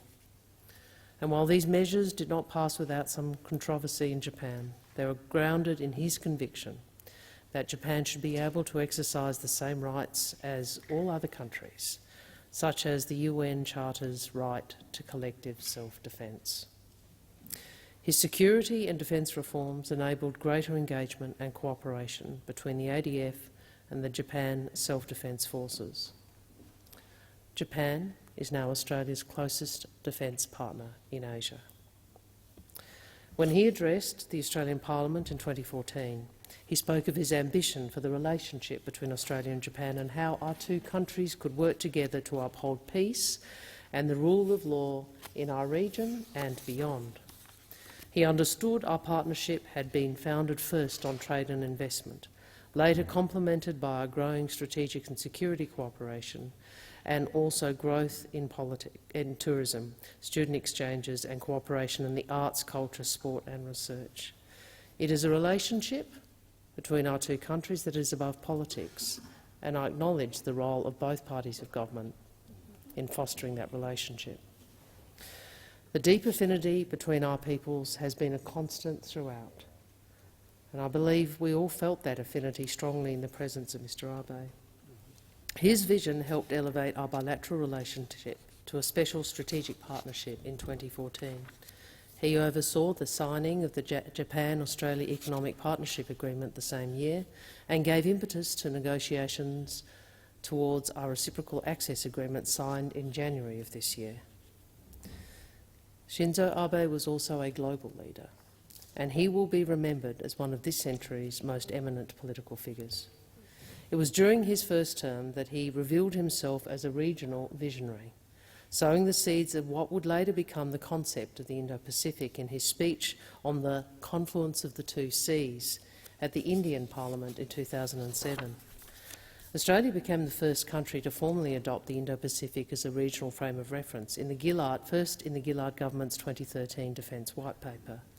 And the concept came to define Japan's foreign policy under Mr Abe's second term, to shape the mission of the Quad and to frame the regional outlooks of the United States, ASEAN, European partners and others.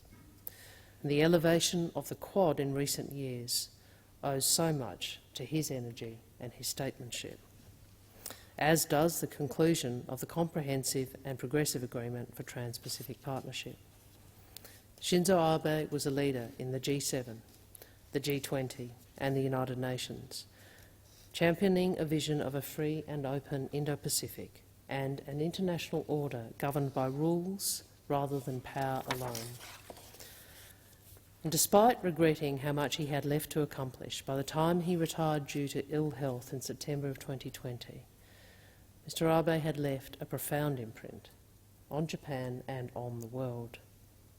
When he last visited the Australian Embassy in Tokyo in April this year, Mr Abe was as energetic and determined as ever to strengthen cooperation between Australia and Japan in the region and to see the free world combat Russia's aggression in Ukraine and to foster global peace and prosperity.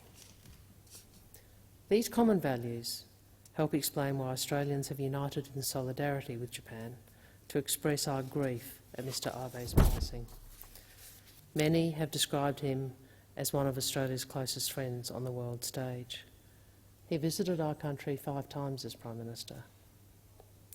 Shinzo Abe was a statesman, a stabilising force in Japan, a giant on the world stage and a true friend to Australia. On behalf of the Australian Government and the Australian people, I again convey our sincere condolences to Mr Abe's family and to all of the people of Japan for this most terrible loss. Australia has lost a true friend and we mourn with you. Thank you, Senator Wong. Senator Birmingham. Thank you, President. President, I rise to support the motion of Senator Wong and to associate the Liberal and National parties with the words and sentiments expressed by Senator Wong. Like all Australians, I was shocked and deeply saddened to hear of the shooting in Japan which would take the life of Shinzo Abe. My hopes and prayers, and those of so many Australians during the hours that followed that initial news that Shinzo Abe had been injured in a shooting, were sadly, on this occasion, not to be answered. And it was within just a few short hours that we heard the confirmation of our worst fears for this great leader and for our friends in Japan. Shinzo Abe was truly a giant of democratic leadership in our time. He championed values that underpin peace, progress and opportunity. He demonstrated the value of economic liberalism. Shinzo Abe was the most transformational and consequential politician of Japan's post-war era. That he has had such an impact not only on his own country but in his own region and globally is a testament to the man and his legacy, a legacy that will endure.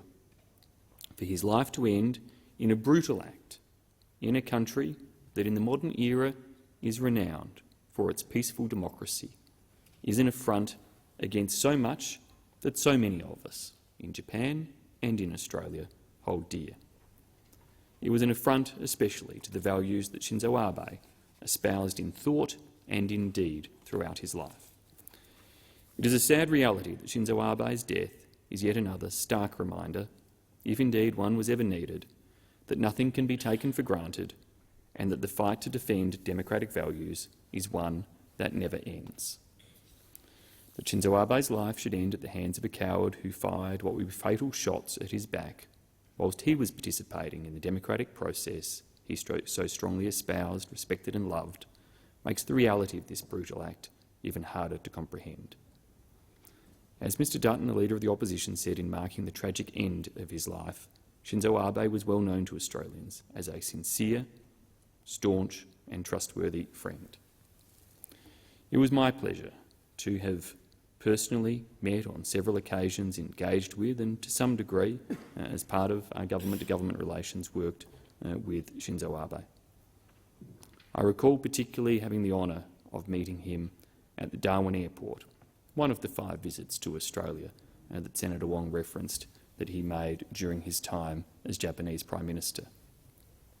Visiting Darwin, the scene of World War II bombings in Australia, was one of those integral steps that Shinzo Abe took as part of his efforts to reconcile Japan's difficult past. By reconciling with its past, Shinzo Abe knew that Japan would be better able to more strongly embrace its future.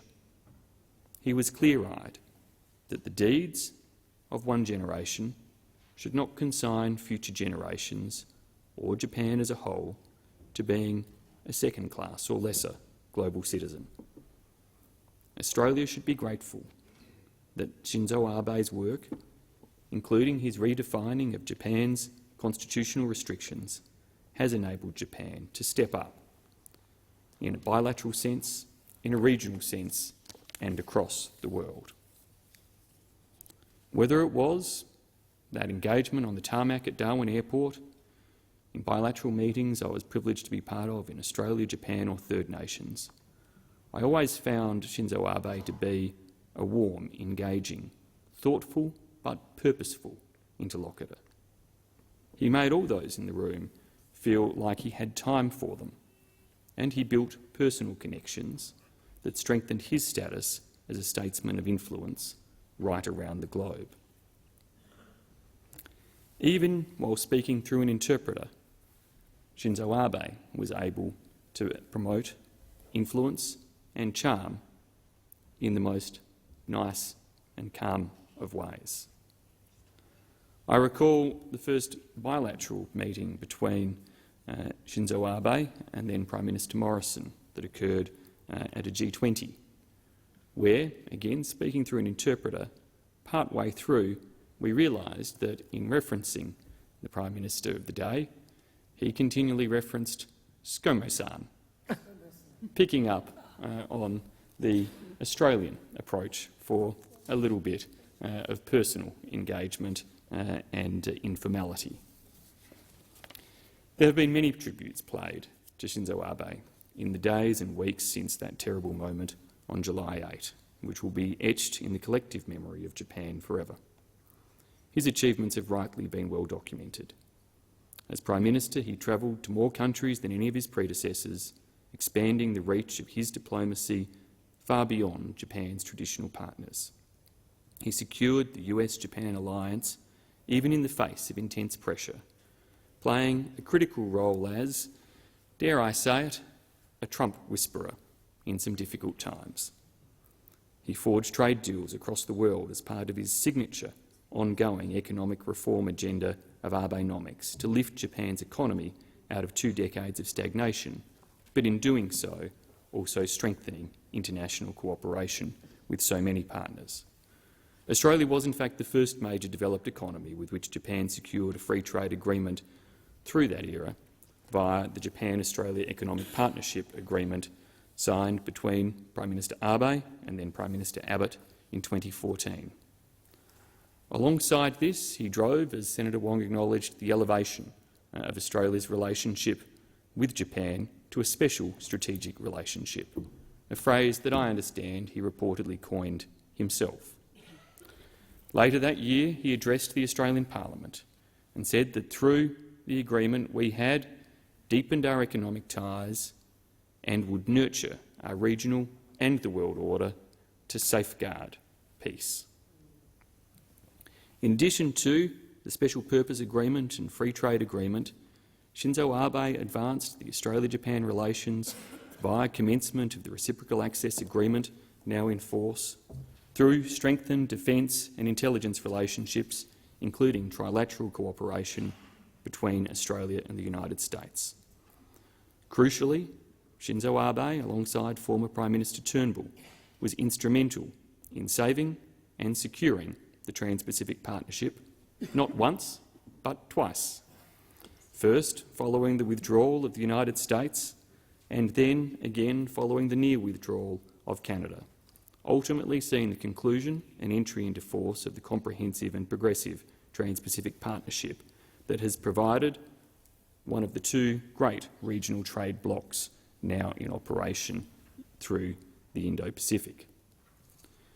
Shinzo Abe knew that both our nations had the strongest possible interest in a strong and robust rules-based international order.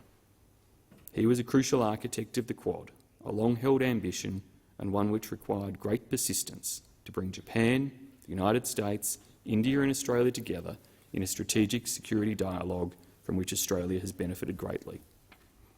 I would like to think that in those final months of his life, as it turned out to be, he would have taken great pride in seeing the first face-to-face leaders' meeting take place of the Quad.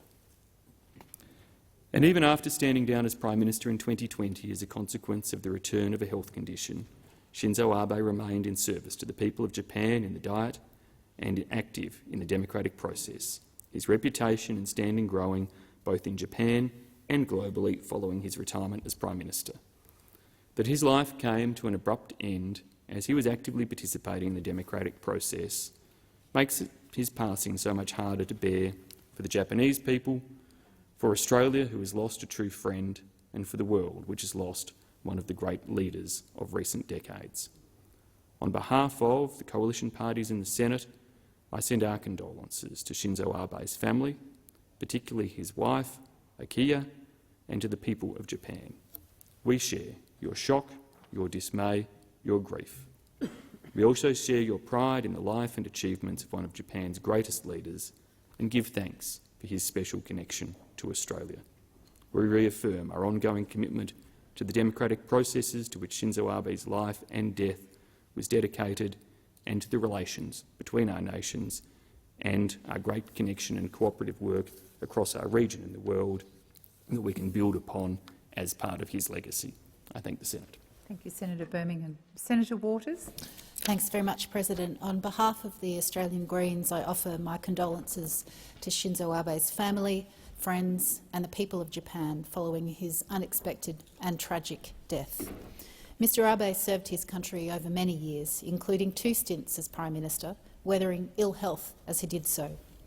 Like the rest of the world, we've felt the shock of his assassination. Mr Abe's death while campaigning was an assault on Japanese democracy, perhaps more tragic because death by gun violence is so rare in Japan. Now, those in this chamber would know that Greens were quite regularly at odds with Mr Abe and the Japanese government over whaling. Senator Whish-Wilson even managed to personally hand him a letter from Sea Shepherd during his visit to Australia in 2014. Senator Whish-Wilson describes breaking diplomatic protocols in approaching Mr Abe, which he nonetheless graciously and respectfully received. And of course there were other issues too, where we didn't see eye to eye. But none of this diminishes the shock and the pain upon hearing of his assassination. Democracy relies on elected representatives and those campaigning being available to the people. Events like this don't just hurt those close to the victim, they threaten democracy itself. I can only imagine the sadness that his death has caused his loved ones and many in his country, and I hope that the condolences of the Australian Parliament, supported by the Greens, offer some small comfort in these sad times. Thank you, Senator Waters. Senator McKenzie. Thank you, Madam President, and congratulations. On behalf of the Nationals, I would like to contribute to this condolence motion and associate our party particularly with the comments by the Leader of the Government and the Leader of the Opposition. Shinzo Abe was a man who fought for a safer, more secure region and world, a great champion of democracy, of freedom and of growing friendship between Australia and Japan. It was a great honour for all of us to be invited to the Japanese embassy over recent weeks since his shocking assassination to sign a condolence book, which I hope many of us took advantage of, given the deep and abiding friendship between our two countries. For the Nationals, I'm not. The chronology of his life has been delivered already, but for the Nationals there is a deep and abiding relationship with the people of Japan that stretches more than 6 decades. The assassination of former Prime Minister Abe in Nara earlier this month was therefore a terrible shock, but afterwards a cause for some reflection on this man's remarkable achievements as a statesman and a friend to Australia. I'd like to recount the events surrounding the former Country Party leader's biggest political risk, John McEwen, to his career in establishing a trade deal between Australia and its former enemy Japan in 1957. The co-signatory to that deal was Prime Minister Kishi, grandfather of the late Prime Minister Abe. With the wartime memories of the prisoner of war camps in Changi and the Burma Railway still raw and real in the minds of many Australians, McEwen's diplomacy helped seal a deal that contributed to post-war prosperity for our two countries that has largely continued, albeit with some notable disruptions to the present day. But it could have been disastrous, and the Australian Prime Minister of the day was very clear with the National Party leader at that time that any downside to the deal was going to land at McEwen's feet. The wonderful historic symmetry of that deal was completed 57 years later when Prime Minister Shinzo Abe himself signed an economic partnership agreement with another Australian Prime Minister, Tony Abbott. When Shinzo Abe's time arrived, his father was also Japan's Foreign Minister. He was prepared to embark on his own far-reaching ambitions domestically, but also for the entire Indo-Pacific region as well. Some of his domestic efforts were successful, others not so much. Abe economic strategy to beat deflation and revive economic growth, along with introducing structural reform to cope with a fast-ageing, shrinking population. Abe tried to boost the country's dwindling birth rate by making workplaces more family-friendly. But on the international stage, the former Japanese Prime Minister agreed to another audacious act of international diplomacy, which was to commit his country to a submarine partnership with Australia. This from a former enemy country which had sent submarines into the heart of Sydney Harbour during World War II. And as we now know, Abbott and Abe submarine partnership did not eventuate, and yet another far more important legacy was secured by the late Japanese Prime Minister. Shinzo Abe was both the architect and the father of the Quad, and Australia, together with India and the US, are allies in the Quad alliance alongside Japan, a grouping that will help balance power sharing in our region over coming decades. Much has been said and much will be said about the achievements of Shinzo Abe. His lifetime of service showed each of us that our time as politicians are not merely for the present or the day-to-day conflicts, but that we can all be audacious and aim to leave a legacy for our nation's future. Our sympathies to his family and the people of Japan. We hope we all learn from his leadership for a more safer, peaceful and prosperous world, and sometimes that means doing very brave things. Thank you, Senator Mackenzie. Senator Payne. Thank you, Madam President, and congratulations on your elevation to the role of President. Madam President, it is important and a strong mark of respect that this parliament records our sincere and shared grief at the shocking death by assassination of a faithful friend of Australia, a great leader, the former Prime Minister of Japan, Shinzo Abe. I also offer my sympathies to his family, his dear wife, and to all of the people of Japan. None in Japan have so profoundly deepened the Australia-Japan relationship than Mr Abe. Ours is a relationship informed by a complex shared history. But Mr Abe did not allow those historic enmities to undermine progress between our nations. Indeed, as the Leader of the Opposition in the Senate, Senator Birmingham, said, Mr Abe was the first Japanese leader to visit Darwin. Instead, he understood perfectly that our unique past was in fact the strongest of foundations from which to forge closer ties. Like other colleagues in this place have already mentioned, I vividly recall Mr Abe's address to a joint sitting of our parliament in July of 2014.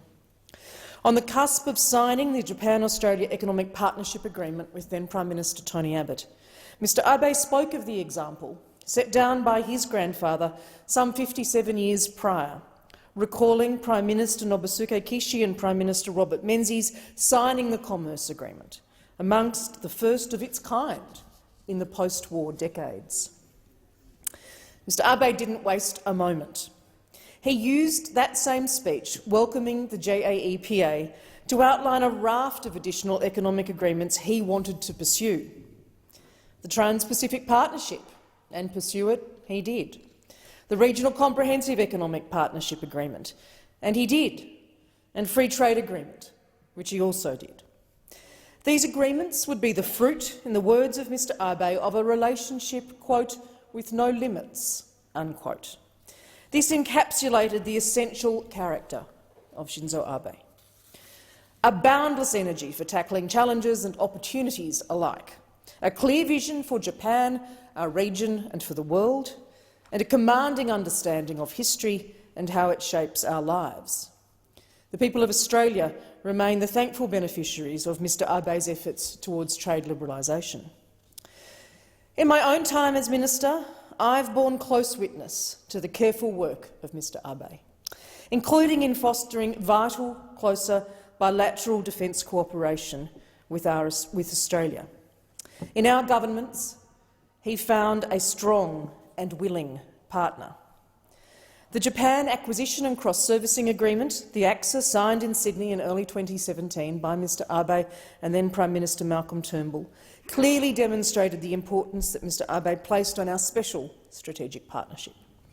Later that year, when I visited Tokyo for our annual 2+2 talks, meeting with Prime Minister Abe to discuss these initiatives in the defence cooperation environment, I was struck then, and I said then, that I was left in no doubt as to Mr Abe's strong personal support for our shared mission of creating a safer, more secure environment for our nations. And as Senator Birmingham has recorded, it was always a great pleasure and honour to meet Prime Minister Abe. Most recently, due in very large part to the leadership and work of Shinzo Abe, in January, now Japan Prime Minister Kishida and then Australian Prime Minister Scott Morrison signed the vital Reciprocal Access Agreement, which most importantly enables the ADF and the JSDF to work more closely, more cooperatively, more collaboratively on the great security challenges of our region and the globe. Madam President, underpinning our deepening security and defence relationship over these years and continuing now is Japan's free and open Indo-Pacific strategy, to which Senator Wong alluded, strongly, proudly championed by Mr Abe. This doctrine is the central organising principle for Japan's engagement in our region, and it's provided many nations with the vocabulary, if you like, required to navigate this time of strategic competition in the Indo-Pacific. It is one of the most significant contributions made by Mr Abe, not just to the safety of our region, but to the world. Mr Abe matched words with deeds. The Quadrilateral Security Dialogue, for which Mr Abe played such a substantive role in helping to form, is a key forum through which the four like-minded democracies of Australia, the United States, Japan and India are advancing our shared vision for a free, open, inclusive Indo-Pacific region. When the first in-person meeting of the Quad foreign ministers took place in New York in September 2019, this was a significant event. I took my seat with then US Secretary of State Mike Pompeo, Indian Minister for External Affairs Dr Jaishankar, and my friend Toshi Motegi, the Japanese Foreign Minister. This was indeed an historical meeting on many levels. In very considerable part, the commitment of Shinzo Abe and his government, including of Foreign Minister Motegi, made this possible.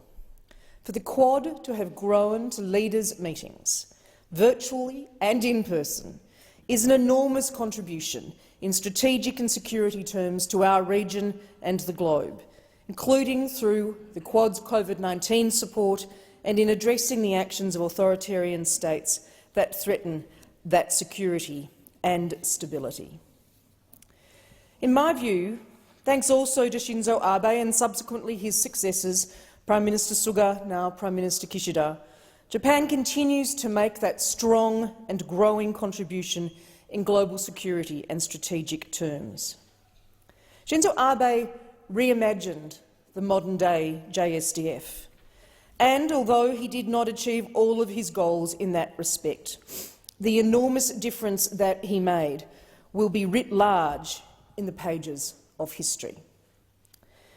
Most recently, it's notable that NATO's invitation to countries of our region, Australia, New Zealand, the ROK and Japan, to first join the meeting of NATO foreign ministers in Brussels in April, which I attended, to add our voice and support to the opposition to Russia's illegal, unlawful invasion of Ukraine, was the first such invitation, and indeed the first time that a Japanese foreign minister and leader subsequently had sat around the NATO table since its formation in April of 1949.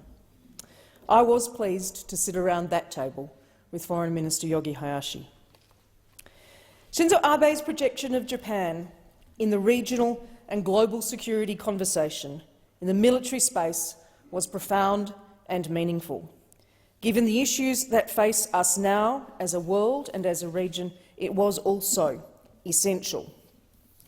Under his leadership, Japan was a faithful actor in many international fora, as both Senator Wong and Senator Birmingham have noted, committed to collective engagement and action. He was a decisive and consequential figure in the G7, in the G20, with ASEAN, in the United Nations, and a leading voice for adherence to international rules and norms, particularly the United Nations Convention on the Law of the Sea. I want to acknowledge today my many Japanese colleagues with whom I worked as minister and mark the appalling loss they have experienced in the last few weeks. I particularly acknowledge my good friends Taro Kono, Toshimitsu Motegi and Yoshimasa Hayashi, all foreign ministers of Japan and some also defence ministers of Japan with whom I served. To Ambassador Yamagami and his team here in Canberra, my sincere condolences. Madam President, the assassination of Shinzo Abe, while giving a campaign speech in the pursuit of the democratic process in the city of Nara, was nothing less than a wanton assault on democracy. I think most of us will never forget where we were when we heard that Shinzo Abe had been shot. The free exchange of ideas and the democratic process was tarnished badly that day, not just in Japan, but to liberal democracies everywhere. That cowardly, callous, criminal act is a brutal reminder of the absolute necessity to ceaselessly safeguard democracy, safeguard freedom, safeguard the rule of law and human rights, values which Shinzo Abe championed relentlessly and which in Mr Abe's memory we must work even harder to nurture and protect. Rest in peace, Shinzo Abe, a great friend, a great leader. Thank you, Senator Payne. Senator O'Neill. Thank you very much, President. And on my first contribution in this, the 47th Parliament of Australia, can I acknowledge your significant role as the President and wish you every wish in the international relations that you'll be undertaking for our great nation. I also want to congratulate the Deputy President and all those who have assumed leadership roles in the course of their service of the Australian people through the 47th Parliament.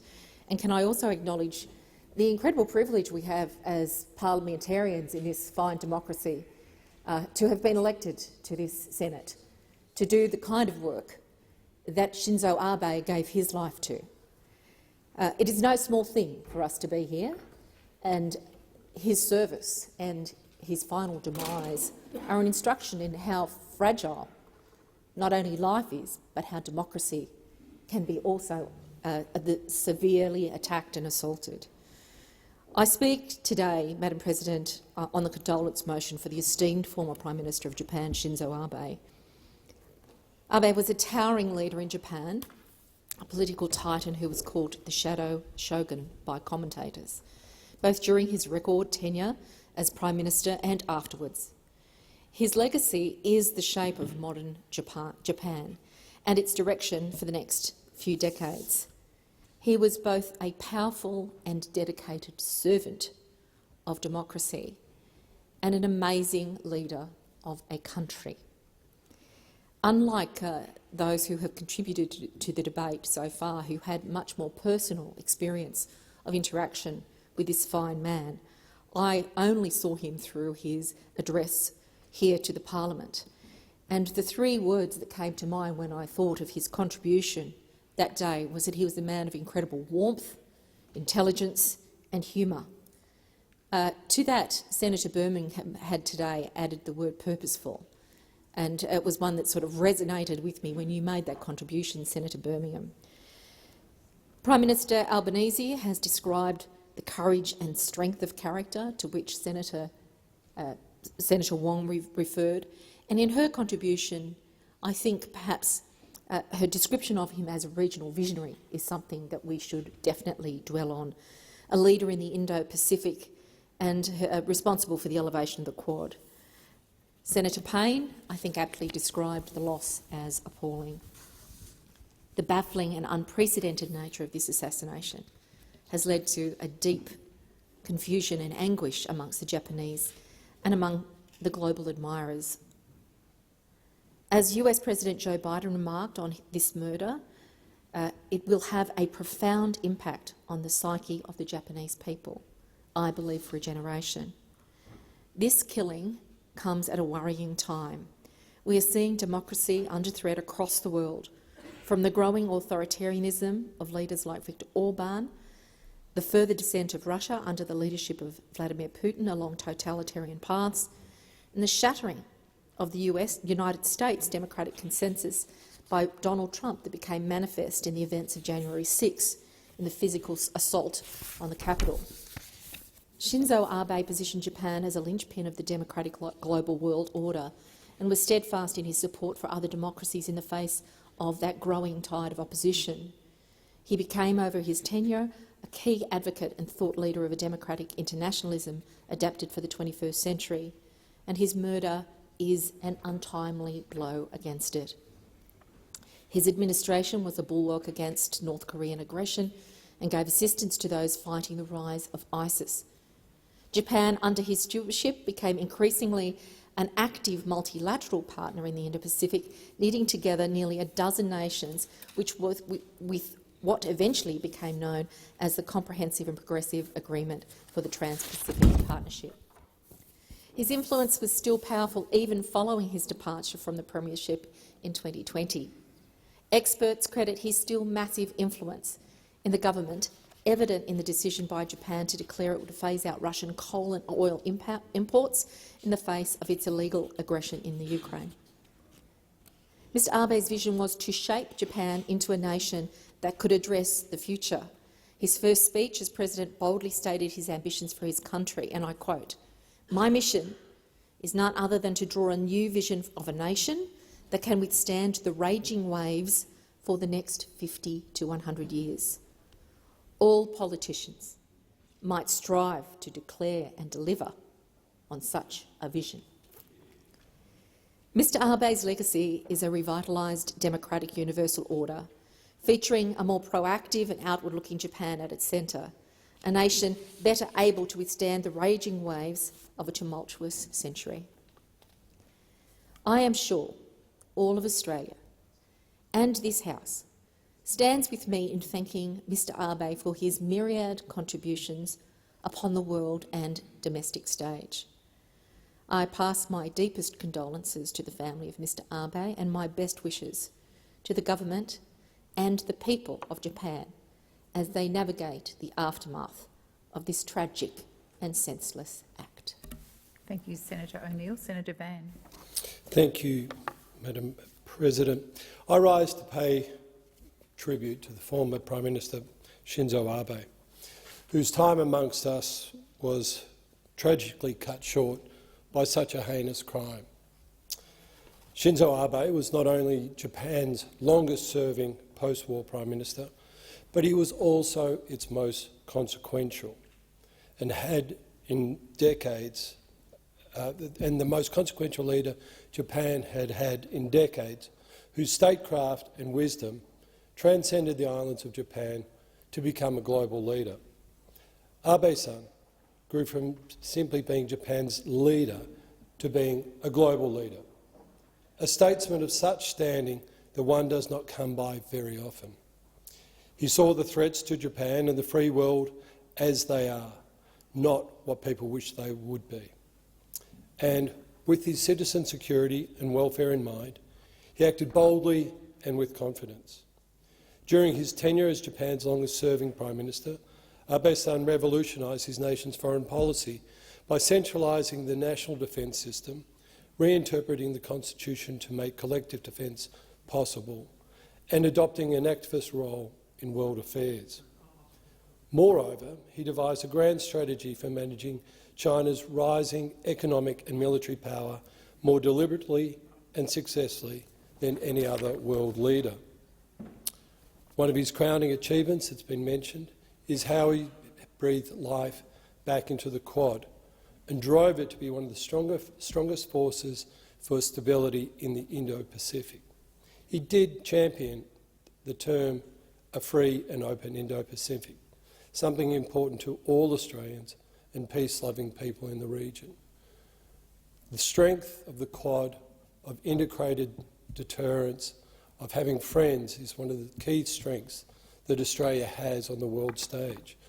And this was amplified by our joining the Quad that Abe-san so ably helped build. The legacy left by such a giant of global politics cannot be summarised in the few words I have here. However, we are forever grateful for his contributions to developing the Quad, a stronger Japan and a more stable Pacific. We are indebted to his sacrifice, his service and devotion to promoting democratic values across the globe. At a time of increased geopolitical upheaval, the world needs more leaders with the courage and conviction that Shinzo Abe possessed, not less. Abe-san's passing will be deeply mourned around the world. While Japan has lost a great leader and Australia has lost a true friend, his wisdom and global leadership will be sorely missed. I pass my condolences to the government and people of Japan, and especially to His Excellency, the Ambassador from Japan to Australia, Shingo Yamagami. Thank you. Thank you, Senator Van. Senator Watt. Thank you, Madam President. As Senator Wong said in her contribution on this condolence motion, Mr Abe's untimely death created deep shock right around Australia. It was one of those events that I think all Australians, their attention was grabbed by. And that was, of course, partly due to the shocking nature of Mr Abe's death, something that should never happen in any society. It was partly due to Mr Abe's genuine stature as a real national leader. And I think it was also partly due to the deep, long-term, sustained relationship between our two countries. And that's what I want to focus my brief remarks on in this condolence motion, especially in relation to the portfolio that I have the great privilege now of representing, the portfolio of agriculture. Australia's agriculture relationship with Japan is one of our strongest and most highly developed in the Indo-Pacific region. Our trade with Japan in agriculture is extremely strong. And in fact, Japan is our biggest market for beef and cheese, and our farmers are strongly committed to supplying to Japan and want to maintain and increase market share. We have deep and long-standing ties in agriculture. Japan is one of Australia's largest and most valued trading partners, as it has been for more than 5 decades. And this relationship has underpinned the broader relationship between our two countries, as is evident in trade more generally, in national security and in people-to-people links. Now, the reason I mentioned that in this condolence motion was Prime Minister Abe's integral role in forging and strengthening those links. Prime Minister Abe, as has been noted by a number of speakers, was a true friend to Australia. Under his prime ministership, our bilateral relationship was upgraded to a special strategic partnership in 2014. By 2015, we had signed the Japan-Australia Economic Partnership Agreement, or JEPA, which underpins our economic relationship and supports our broader cooperation on economic security and the prosperity of the Indo-Pacific. Prime Minister Abe was a reformer, and he had a vision for the Japanese economy. As has been noted, he was known for his signature Abenomics policy, and this included agricultural reforms in which his government made small but important reforms to the Japanese agriculture sector, focusing on competitiveness and exports. We share similar goals to Japan in growing our agriculture industries. Japan is looking to grow agriculture exports in the same way that our agriculture industry wants to expand its farm gate returns as well. And again, Mr Abe can take credit for the fact that bilaterally we continue to increase our cooperation on food value chains and to collaborate with Japan on activities that strengthen global agriculture supply chains. Multilaterally, Japan has been a like-minded partner in many forums, including the G20, APEC and the UN, as well as a leading proponent of trade agreements, including the CPTPP. And again, Mr Abe can take personal credit for much of that. The other reason I wanted to speak in this motion, apart from my role as the new Agriculture Minister for our country, is that I wanted to speak on a personal level as someone who's had a long-term interest in and friendship with Japan. I studied Japanese at school a very long time ago, or should I say, boku wa gakkou de Nihongo o benkyou shimashita. And I was reflecting on this. There's not much more to my Japanese knowledge or that I've recalled from my school days, but I was reflecting on this in preparing these notes, and I remember that the reason, more than any, that I studied Japanese, of all the languages that were on offer at my school, was that at that point in time, the mid-1980s, when I was starting high school, I think Australia was really coming to understand exactly how important Japan was to our future. And there was a really big push for students in high schools to study Japanese at school. And it's something that I really enjoyed. And I might say it was one of my better subjects at school because I did really enjoy it. And it really gave me a deep interest in Japan, its history, its culture, and its relationship to our own country. I also had the privilege of visiting Japan as part of a delegation of federal and state aspiring politicians shortly before I started in this place. And I was accompanied on that delegation by Senators Dean Smith and Bridget McKenzie, which is probably the reason that, despite our political differences and our tendency to trade blows, we're actually pretty good mates. And I put it down to that delegation that we undertook to Japan, along with a number of other MPs as well. And that visit confirmed to me, through the meetings that we had with government, industry and other officials in Japan, it confirmed to me the enduring strength of our two countries' relationship. Mr Abe's untimely death is an extremely sad blow to the Japanese people. We grieve with them, and I sincerely pass on my condolences to Mr Abe's family, his friends and the Japanese people at large. In closing, I might just say, kono tabe wa okuyami moshi agemasu. Thank you, Senator Watt. Senator Farrell. I wish to associate my comments to those of Minister Watt and just indicate the sadness in former Prime Minister Abe's very untimely death. But I would like to acknowledge and welcome the presence in the chamber of Ambassador and Mrs Yamagami. And on behalf of the Australian Senate, I extend our sincerest condolences to you as the representative to Australia of the government and the people of Japan. Thank you, Senator Farrell. I ask senators to join in a moment of silence to signify assent to the motion.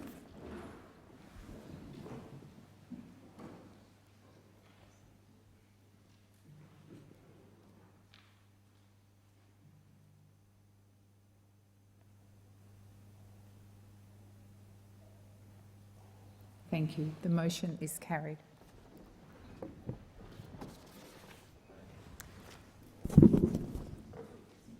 So we just deal with messages from the 46th Parliament.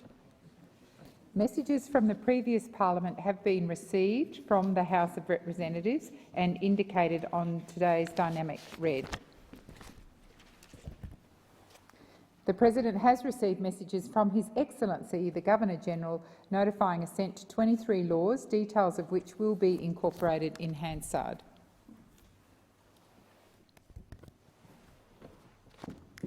And I believe there's some committee memberships. So the President has received letters nominating senators to be members of committees. I call the Minister.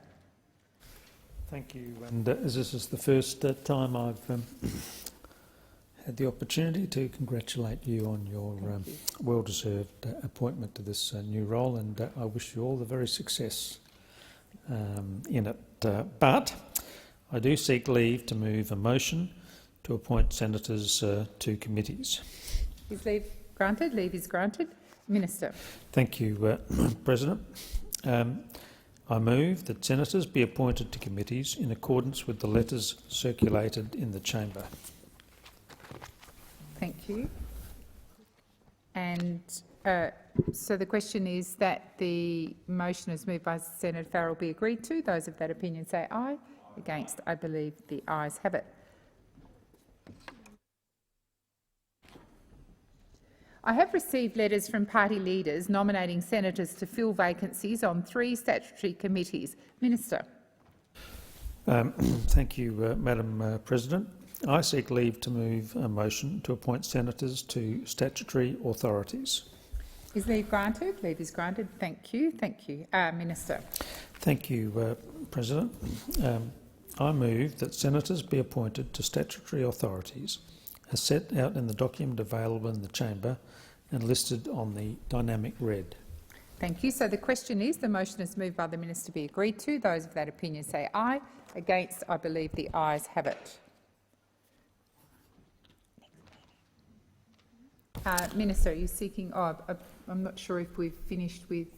Have we voted? We've finished. Yes, we have. So I'm giving you the call, Minister. Yes. Thank you. Thank you, President.